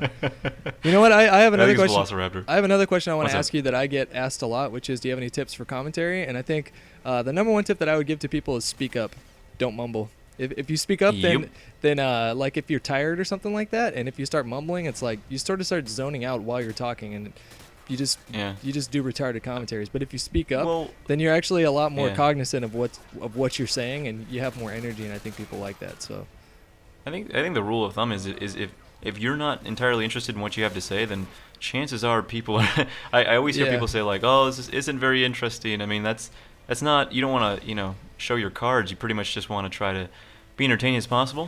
Try to be yourself. Don't try to. I think that people make the mistake of trying to be somebody else, somebody they're not. Right. People are very interested in seeing who you are as a person. I wouldn't. I mean, don't take on some alter ego that laughs maniacally. Just be yourself and have fun. I think the video is coming to an end. I was so happy to All right. complete this with you, and you and me are gonna have to get back to these Spec Ops missions. We got 3 more to go. All right, guys. Thanks for watching, and we'll see you later. No big deal, just poning some noobs in a free-for-all because I'm Hutch, and that's what I do. Oh, look at this guy, I'm gonna no-scope him. Fail. Fail. Fail. Fail. Ah, fuck my life.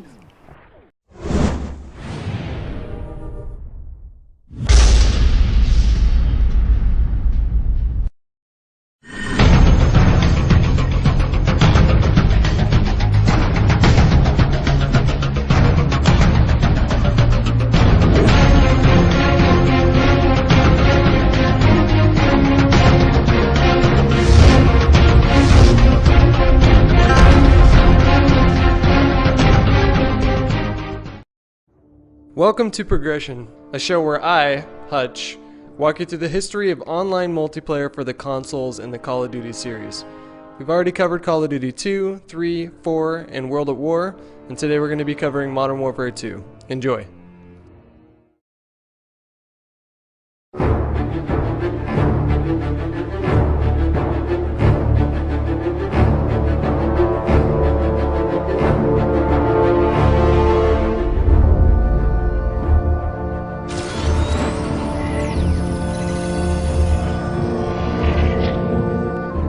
Modern Warfare 2 is a pretty controversial game. There's no getting around it.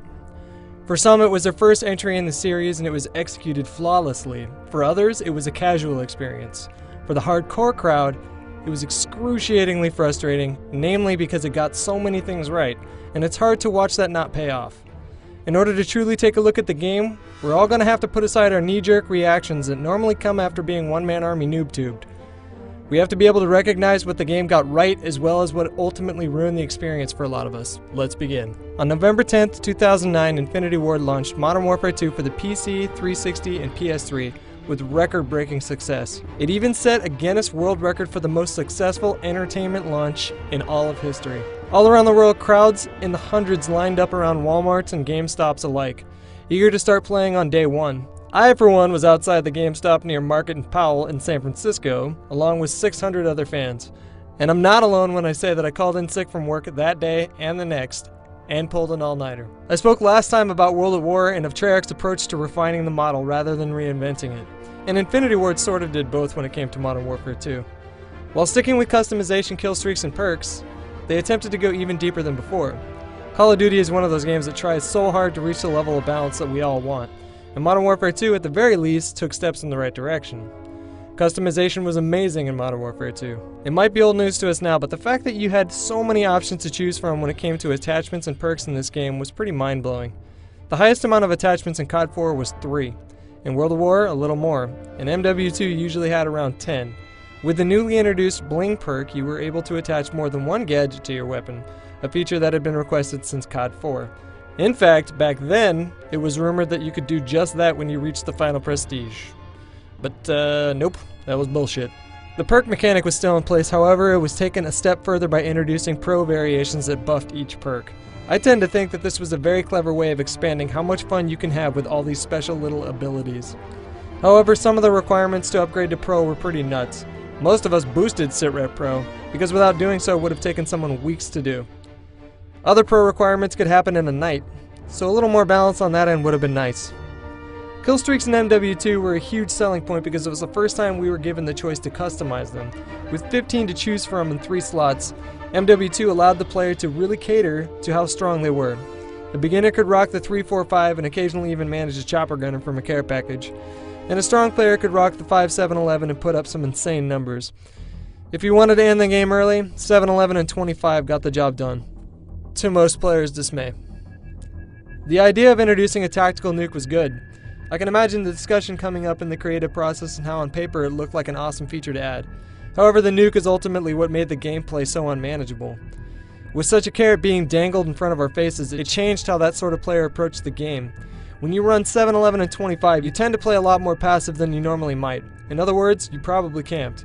And with so many people trying for nukes, each game was inevitably dominated by Harriers and chopper gunners rather than gun versus gun action.